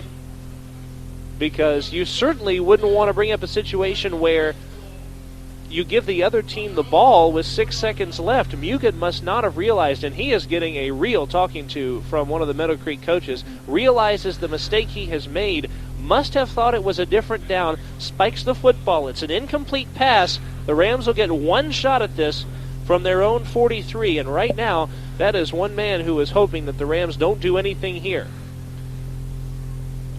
Keeping it himself, there's a penalty flag. Keeping it himself is Thomas. He'll be tackled at the 50. 2.2 seconds is what remains on the clock, but check the flag. Rams with all of their timeouts remaining. Another illegal procedure call on Newton. So another penalty goes against the Rams. They have had more than their share of penalty calls tonight. That takes them back 5 yards. They have had 11 penalties called against them tonight. First and 15 from Newton's 38-yard line. 2.2 seconds left. The Rams will have a chance for one play, and that time will expire.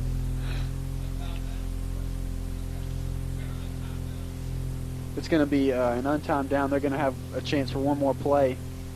We'll have to see if Newton decides to try something or if they just kneel and wait for the overtime.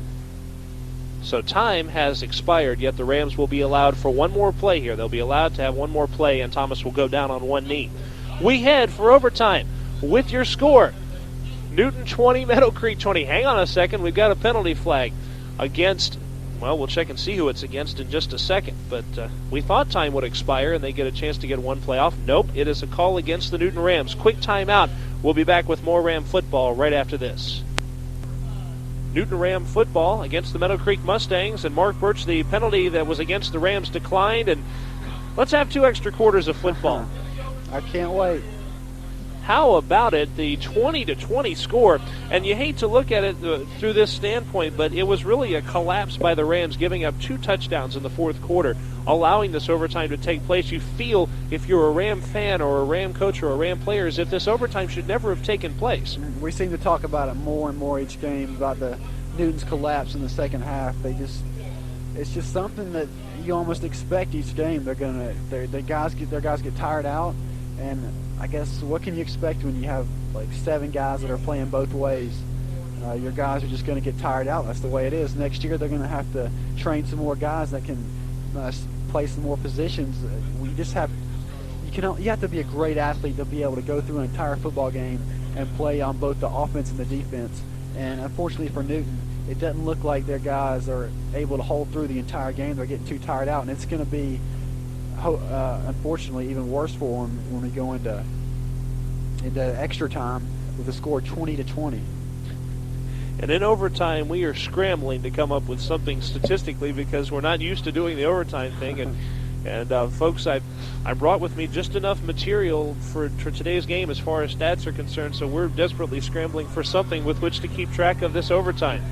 5-minute overtime here. We will have 2 of these 5-minute overtime periods. Here's how it works. You've got 10 minutes essentially, 2 5-minute periods. If no one scores, you work off penetration. And what's interesting about that is the 2 principals of the 2 high schools, Meadowcreek and Newton, will be the ones that will be marking off the penetration. They will literally stand, the principals will, at the furthest point of penetration for each team. Of course, that may not mean anything if there's a score in the game. Actually, it will be Perry Haymore for the Newton Rams. At least he's out there with the officials right now.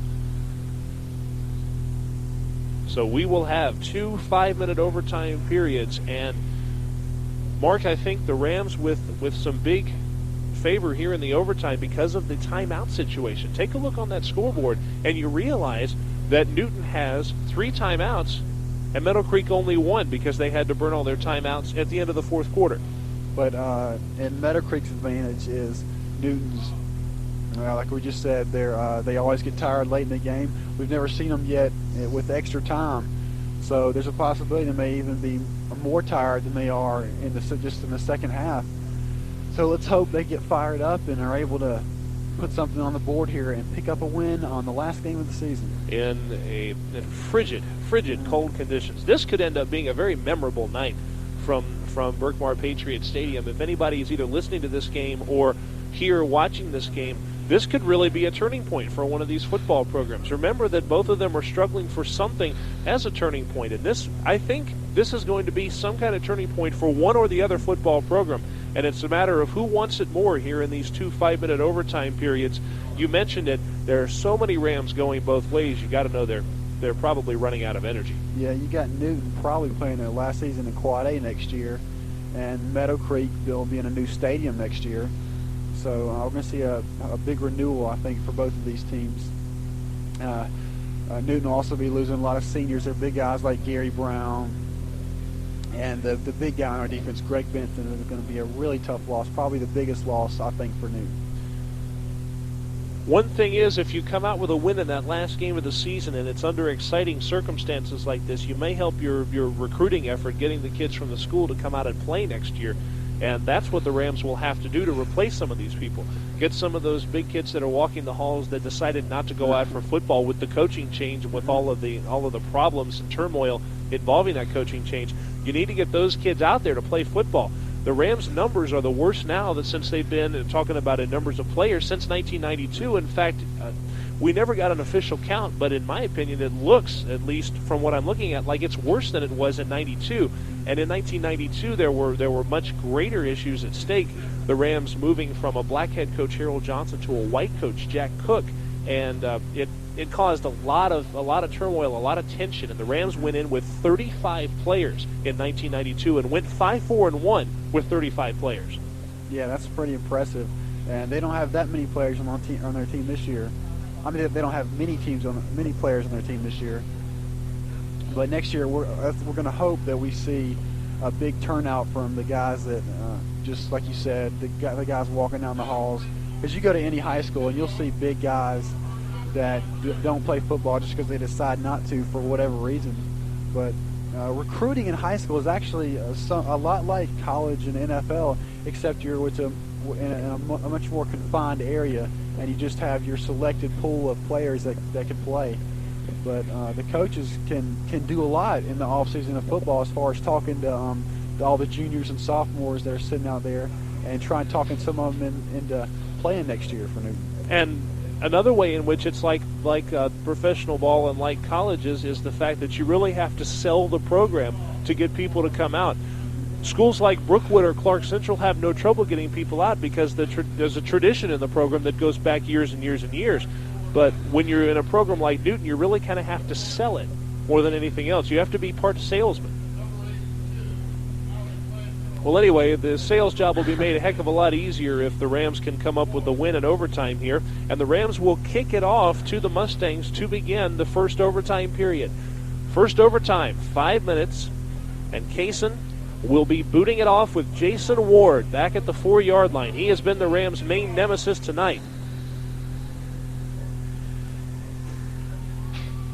Sonny Kaysen earlier tonight with a 57-yard kickoff. We could use another one of those. The overtime period about to begin, and some free football. 2 extra quarters for your price of admission. And Kaysen and the Rams about set to go. Gary Brown leading the way. Now we've got some guys walking on the field as the Rams are looking like they're just about ready to kick the ball off. The Rams had been in preparation, and then the athletic directors of both Meadowcreek and Newton High School took a direct path right across the 35-yard line. Good thing they didn't kick that off, or else Mr. Haymore might have been in a pile there. Well, the athletic directors are ready, and so are we. From the 40-yard line, that one will bounce, and it will take a roll all the way back to the 15-yard line. Ward has it at the 15, cutting back up, and he's got room. Gary Brown, the only man who can beat him, and he got him down at the 49-yard line. But Jason Ward blew by 10 Rams with literally 2 steps there. Yeah, that kickoff went right to him really fast. He was able to start getting his momentum going before the Rams were able to get down there. And I guess if you could have one guy who could bring the Meadowcreek player down without any help, that'd be Gary Brown. And he was right on, able to bring him down before he got past them. And if he does get past Gary Brown on that play, that's a touchdown for sure. First down, Meadowcreek from their own 49, a 34-yard return from Jason Ward, and that could have been a heck of a lot worse than a 34-yard return. That's for sure. He definitely had a good chance to get in the end zone on that could play. very easily have been an 85-yard return at 6 points for the Mustangs. As you mentioned, this is different from the NFL. The first score does not stop the game. They pitch left side to Barnes. Barnes from the 50 looking for running room, but is pushed and pushed until he's out of bounds. Mashad Cody stayed with him every step of the way, and Barnes out of bounds at the 49, about a 2-yard gain. We're seeing a lot of enthusiasm out of the senior Gary Brown. He's jumping in there on every tackle play. He's almost making sure he gets a hit on just about every tackle, even when they're scrambling around the line of scrimmage. Brown's running in there and making a hit and helping out on the tackle. 4 minutes, 20 seconds left in the first overtime period after the gain of 2. They must have ruled that he did not get out of bounds because the clock continues to go. P.J. Mugen, that sophomore quarterback, in his 5th quarter of action tonight. And they go to Ward straight up the middle. Ward past the 45 down to the 43-yard line, maybe close to a first down.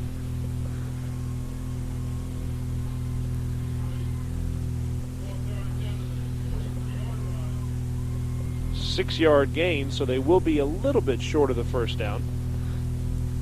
3rd down, Mustangs.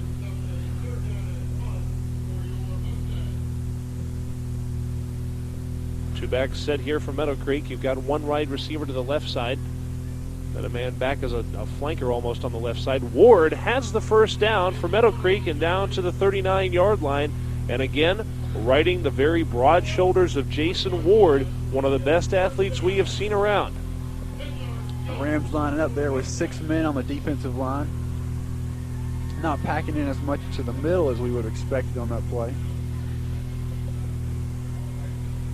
So a first down for Meadowcreek. In the second half, Meadowcreek with 7 first downs.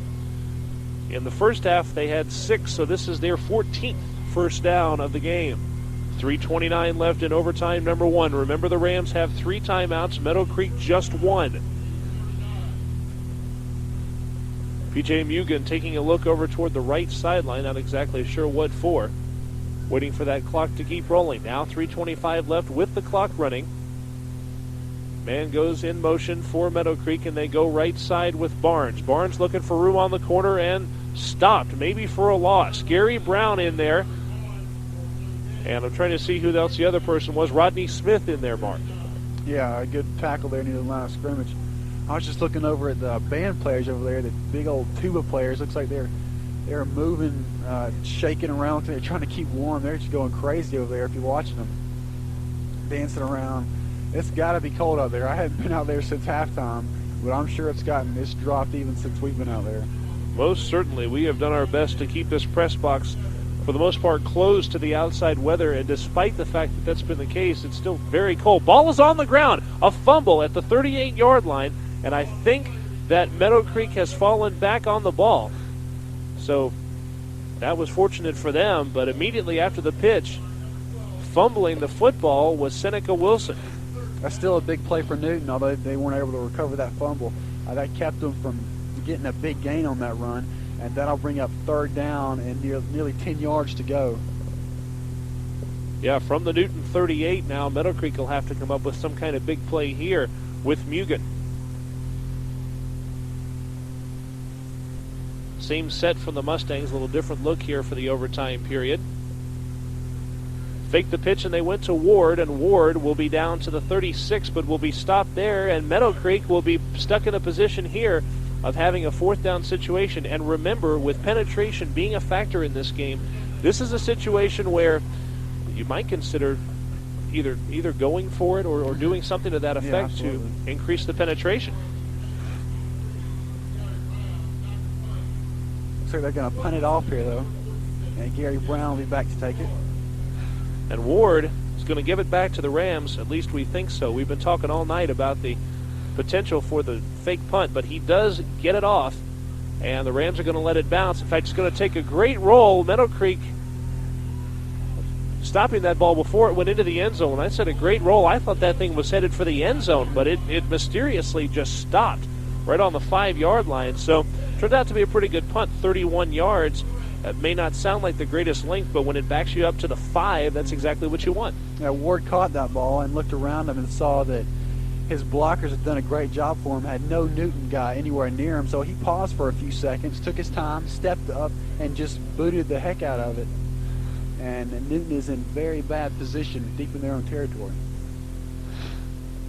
Yeah, remember, the penetration game is going to be perhaps the big factor here. Meadowcreek penetrating all the way to the Ram 36-yard line. And the Rams are going to call a timeout, bringing them down to 2 here. 1:18 left in the first overtime. We're tied at 20. More Ram football after this on WGFS. We're back with Newton Ram football at Patriot Stadium. Here is the voice of the Rams, Kevin Holden. Okay, Mark Burch, we thank you very kindly. Well, one of the athletic directors, the Meadowcreek athletic director, standing where the furthest spot of penetration was at the 36-yard line. Long pass is up, looking for Gary Brown, and complete. They got him at the 25-yard line. So with the ball back at the 5, you got worried maybe about a safety, but they took care of that in a hurry, and a nice pass from Quint Thomas. Yeah, very nice pass by Quint Thomas, and a nice catch by Gary Brown. Great concentration by Brown. He had to jump in the air to catch that ball. Didn't worry about the 2 defenders he had right next to him. Pulled it down, and the Rams are out of that bad field position up around the 25-yard line. A 20-yard gain, and Thomas's first completed pass of this game. He's now 1 for 5 in this game. It's been the running game throughout for the Rams, but coming up with that misdirection here and hitting Gary Brown on the 20-yard pass. This time straight up the middle, and there's not going to be much gain this time around for Quint Barnes. Barnes, after the spot, might have a gain of 1 or 2, or he might have nothing, again, depending on the spot. But Barnes just ran into a pile of bodies there at the line of scrimmage. We got 47 seconds left in the first overtime. And remember, the overtime periods work on a little different principle. Since the Rams were kicking off to Meadowcreek to start the first overtime, it'll be the reverse to start the second overtime. So literally time running out on the Rams here. Ball on the ground. Meadowcreek might have recovered the football. They have, and the sideline is going nuts, and you've got 30 seconds if you're the Newton Rams to keep the Meadowcreek Mustangs off the board. Jonathan Price has fumbled the football, and Meadowcreek in great position here. And again, thinking back to penetration, already this is the farthest spot they've gone in. Yeah, and Newton Rams defense is going to have to stop them. There's only 30 seconds left in the first overtime period.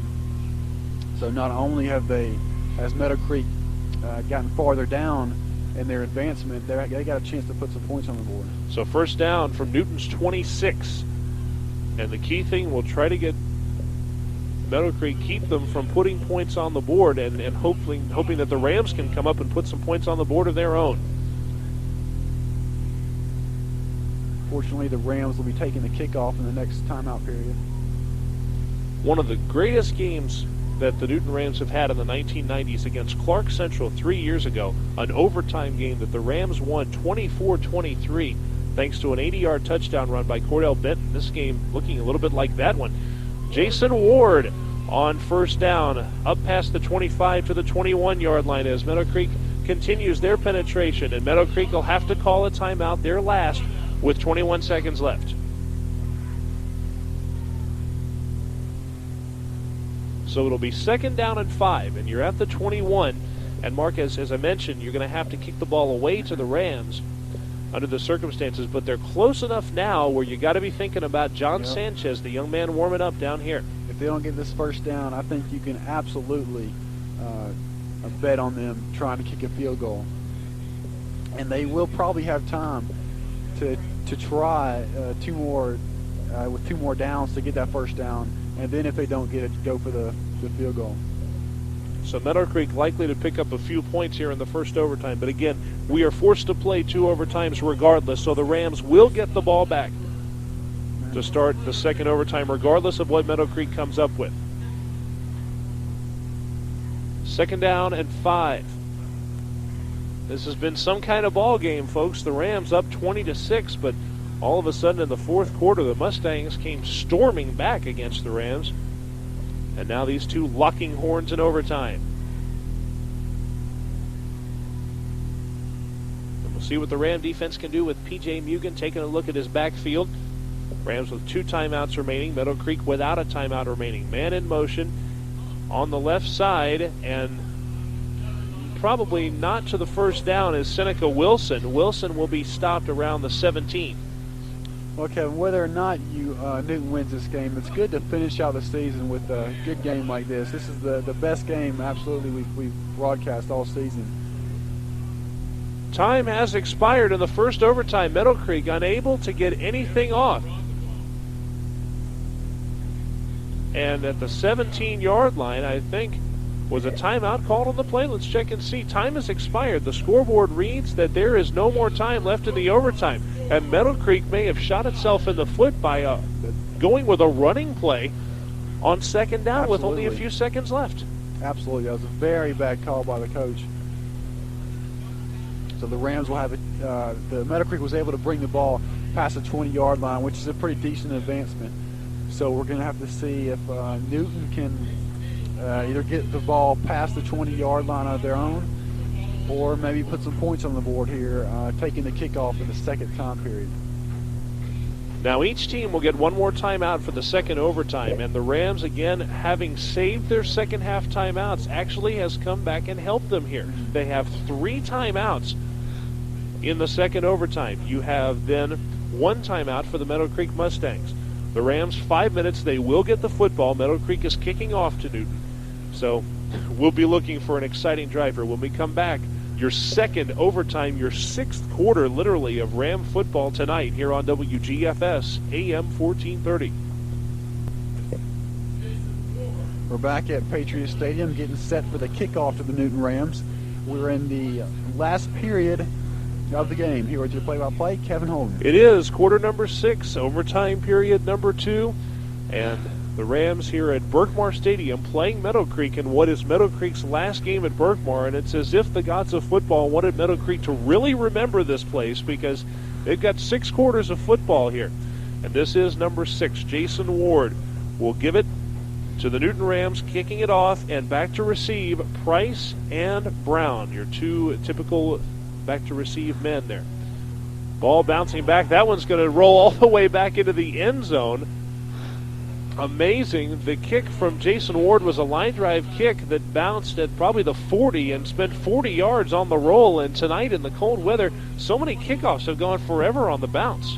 Yeah, Brown looked like he was going to be able to field that ball, but it just took a bad, you could say a good or a bad bounce, I don't know. But it bounced over his head and rolled into the end zone. And so they'll take the touch back at the 20-yard line. Well, I tell you this much. The folks who have stuck around for the 6 quarters will remember this game probably for the events that occurred and for the sniffles that they'll be having for the next couple of days, thanks to the weather conditions tonight. My arm has gone numb here, Kevin. I don't know if it's the cold or if it's just been in a bad position, but my left arm is completely numb. First down, they go straight up the middle. Looks like Price. Price has a couple of yards. He'll be out to the 22-yard line. And a lot of numb things taking place here. That happens a lot on a cold night when you're out for extended periods of time. And just think, if you're sitting here in the press box and that's happening to you, imagine if you're in the position of a Jonathan Price. So we'll have second down here, and we'll probably see Price carrying the ball again with 4:35 to go. Meadowcreek so far has won the battle of penetration, so the Rams will be looking for the points. It's the pitch to Price on the right side, looking for some room past the 25, and the spot actually may be back more toward the 24 as he gets out of bounds. 4:15 left in the second overtime. This is very crucial for Newton here, Kevin. Third down. Let's see if Newton can convert this third down. Counting down, 4 minutes to go.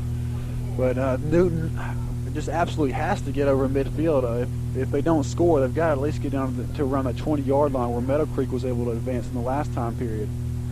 Rams coming out here almost relaxed in the 6th quarter. You don't feel that tension on the Rams sideline and there in the Ram huddle. An interesting situation. Man in motion. Quinn Thomas, the sophomore quarterback, going to hang on to it himself. Look for a block, but he got tripped, and he's down at the 23-yard line. He got tripped literally from behind, and I don't even know if the Meadowcreek player meant to trip him up, but he fell over one of the Meadowcreek Mustangs and is down at the 23. Well, Kevin, what do you think here? You've got 3 minutes and 20 seconds and counting to go with 4th down and a good 6 yards to go for Newton. Should they go for it, or are they going to go for it? A timeout has been called by the Rams. This is my opinion toward the situation. First of all, Meadowcreek, with the as far as the battle of penetration is concerned, is way ahead of the Rams right now. Their penetration all the way to, before it was over with, to the Rams' 17-yard line. And maybe that had something to do with that running play that was run at the end of the first overtime that brought the ball down to the 17. It helped them penetration-wise. So the Rams have some serious ground to cover as far as penetration is concerned.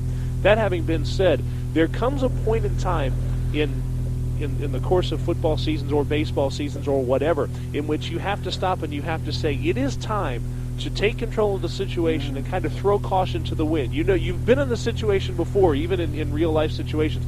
It is time now. With a 4th down, the Rams, if they punt it away, are almost giving this thing away. They have to go for it. They have to say, this is where it stops. We've lost 7 games in a row, and we have got to try to take control of our own destiny. I absolutely agree with you. If they punt the ball away, that's going to give Meadowcreek time by running the ball and picking up a couple first downs to almost run all the time off the clock.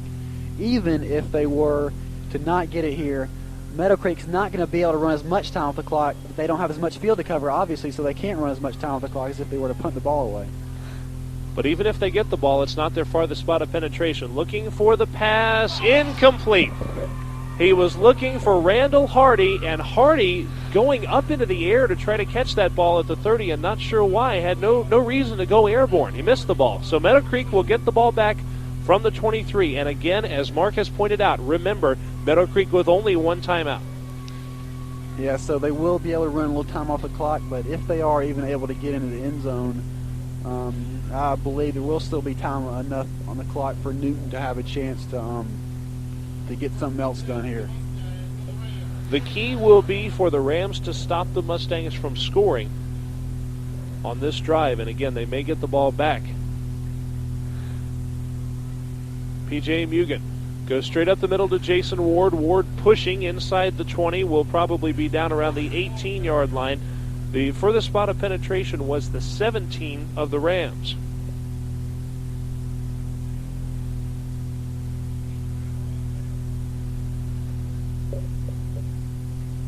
Yeah, we've just been pointed out by Chris Bridges of the Covington News that we might have to actually let the Meadowcreek Mustangs score here in order to allow enough time off the clock for Newton to come back and put something else on the board. That reminds me a lot of that Winder Barrow game last year, in which the Rams actually made a bad call in trying to keep Winder Barrow from scoring where they should have let them score, and it ended up they lost by a touchdown under those circumstances. An overtime game there as well. It's Ward, and Ward is going to be allowed to score.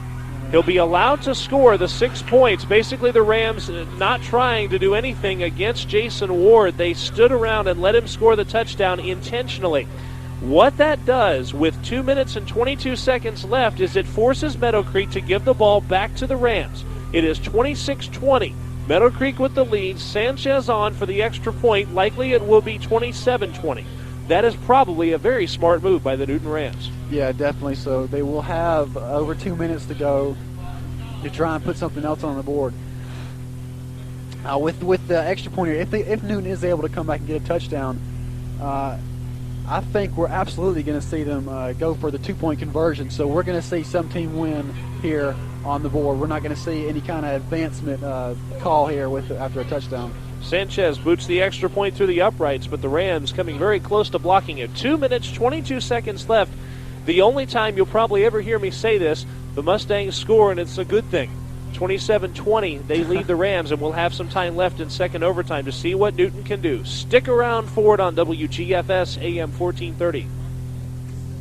We're back at Patriot Stadium with Newton Rams football on possibly the one of the better games I've seen in my football history, watching any kind of football game. This is a great game, a very odd game. The Mustangs will be kicking off here to the Rams.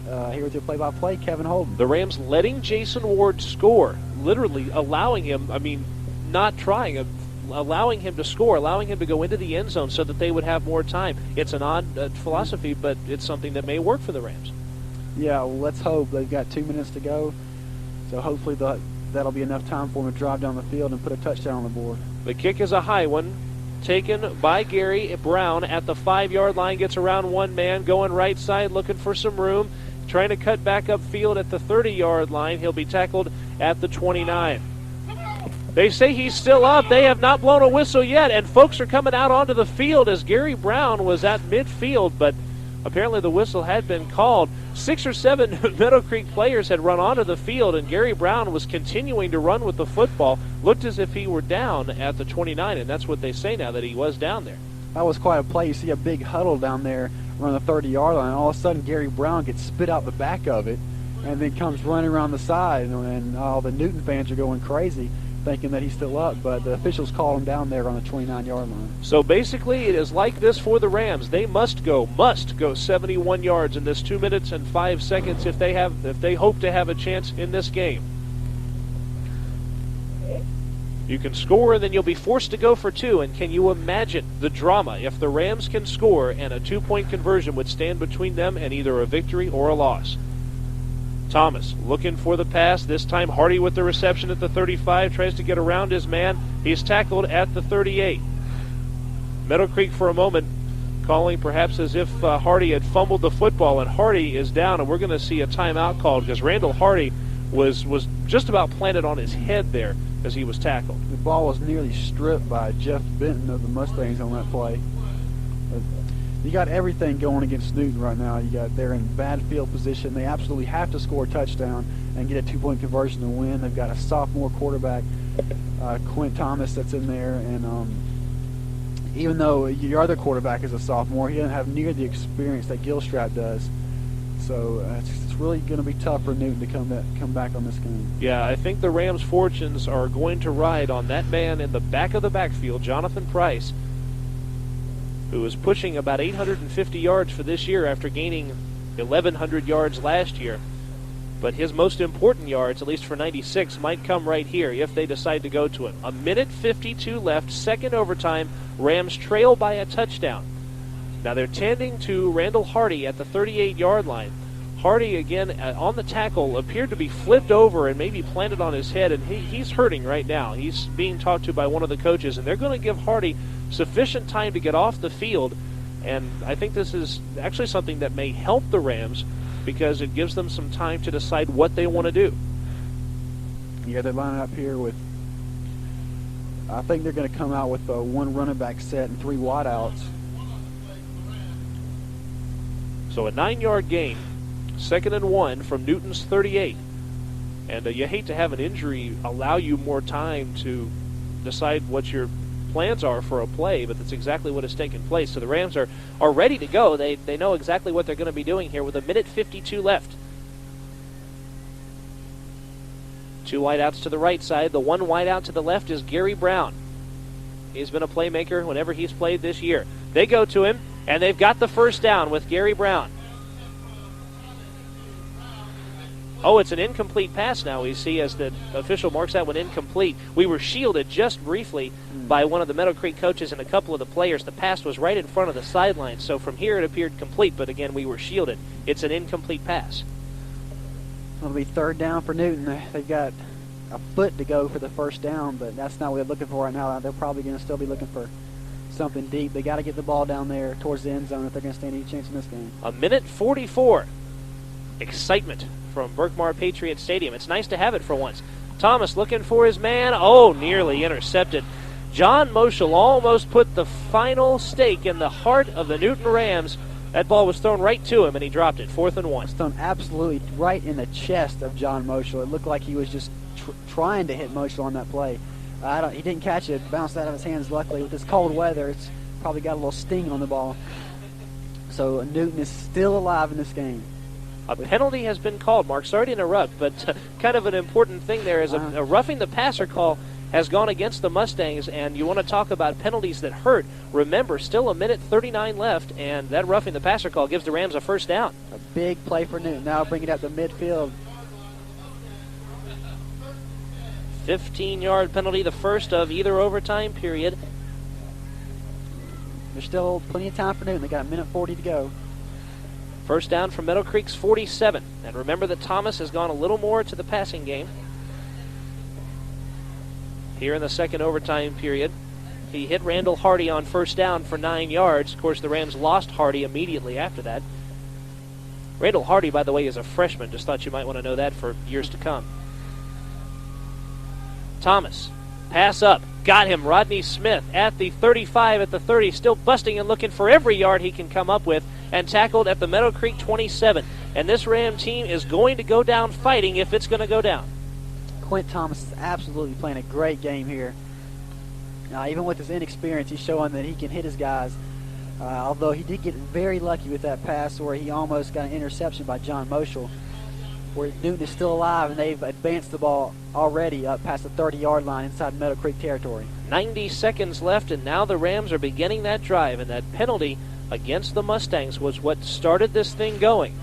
The 15-yard penalty, immediately a 20-yard pass. When you have a penalty of that magnitude, it swings momentum so much in the favor of your opponent that you can understand why coaches just stress so much in practice about the fundamentals.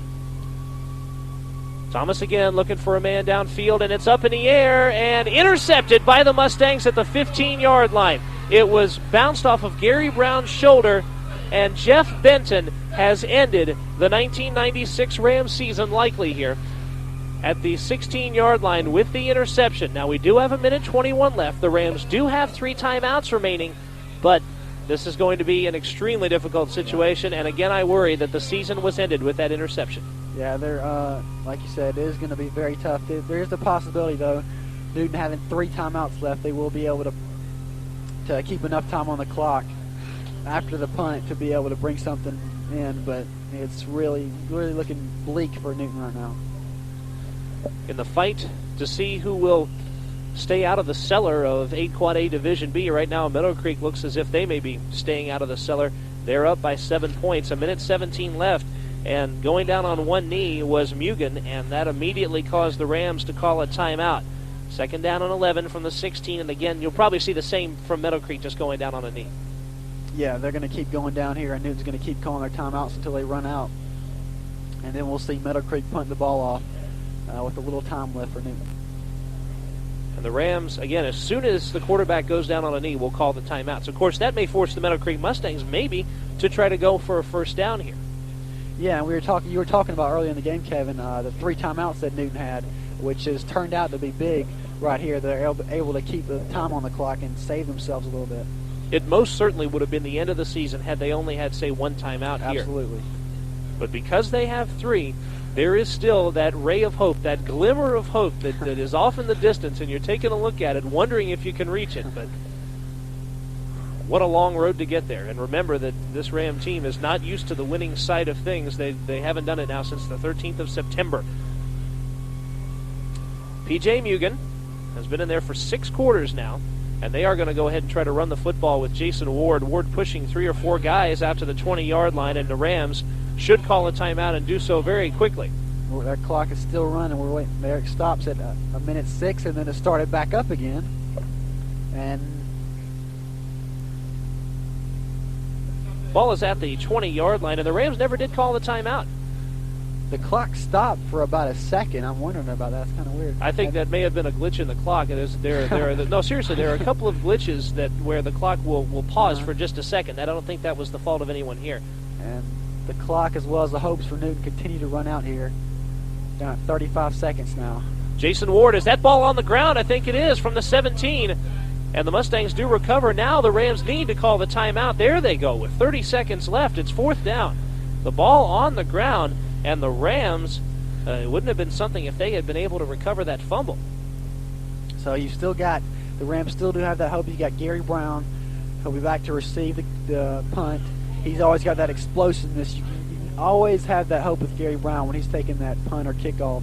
He's always got that chance of running all the way into the end zone. So we're going to have to see what happens. The Rams still have one timeout left. Maybe the reason why the Rams waited on 2nd down to call a timeout is because they figured if they ran out of timeouts there, maybe Meadowcreek would go for it on 4th down and allow time to expire. That is the thing that I personally am thinking of. They wanted to save themselves maybe one more timeout. Yeah. They will get the ball back with 30 seconds left in this game that moved so quickly through 3 quarters, but has seemed so endless in this second overtime.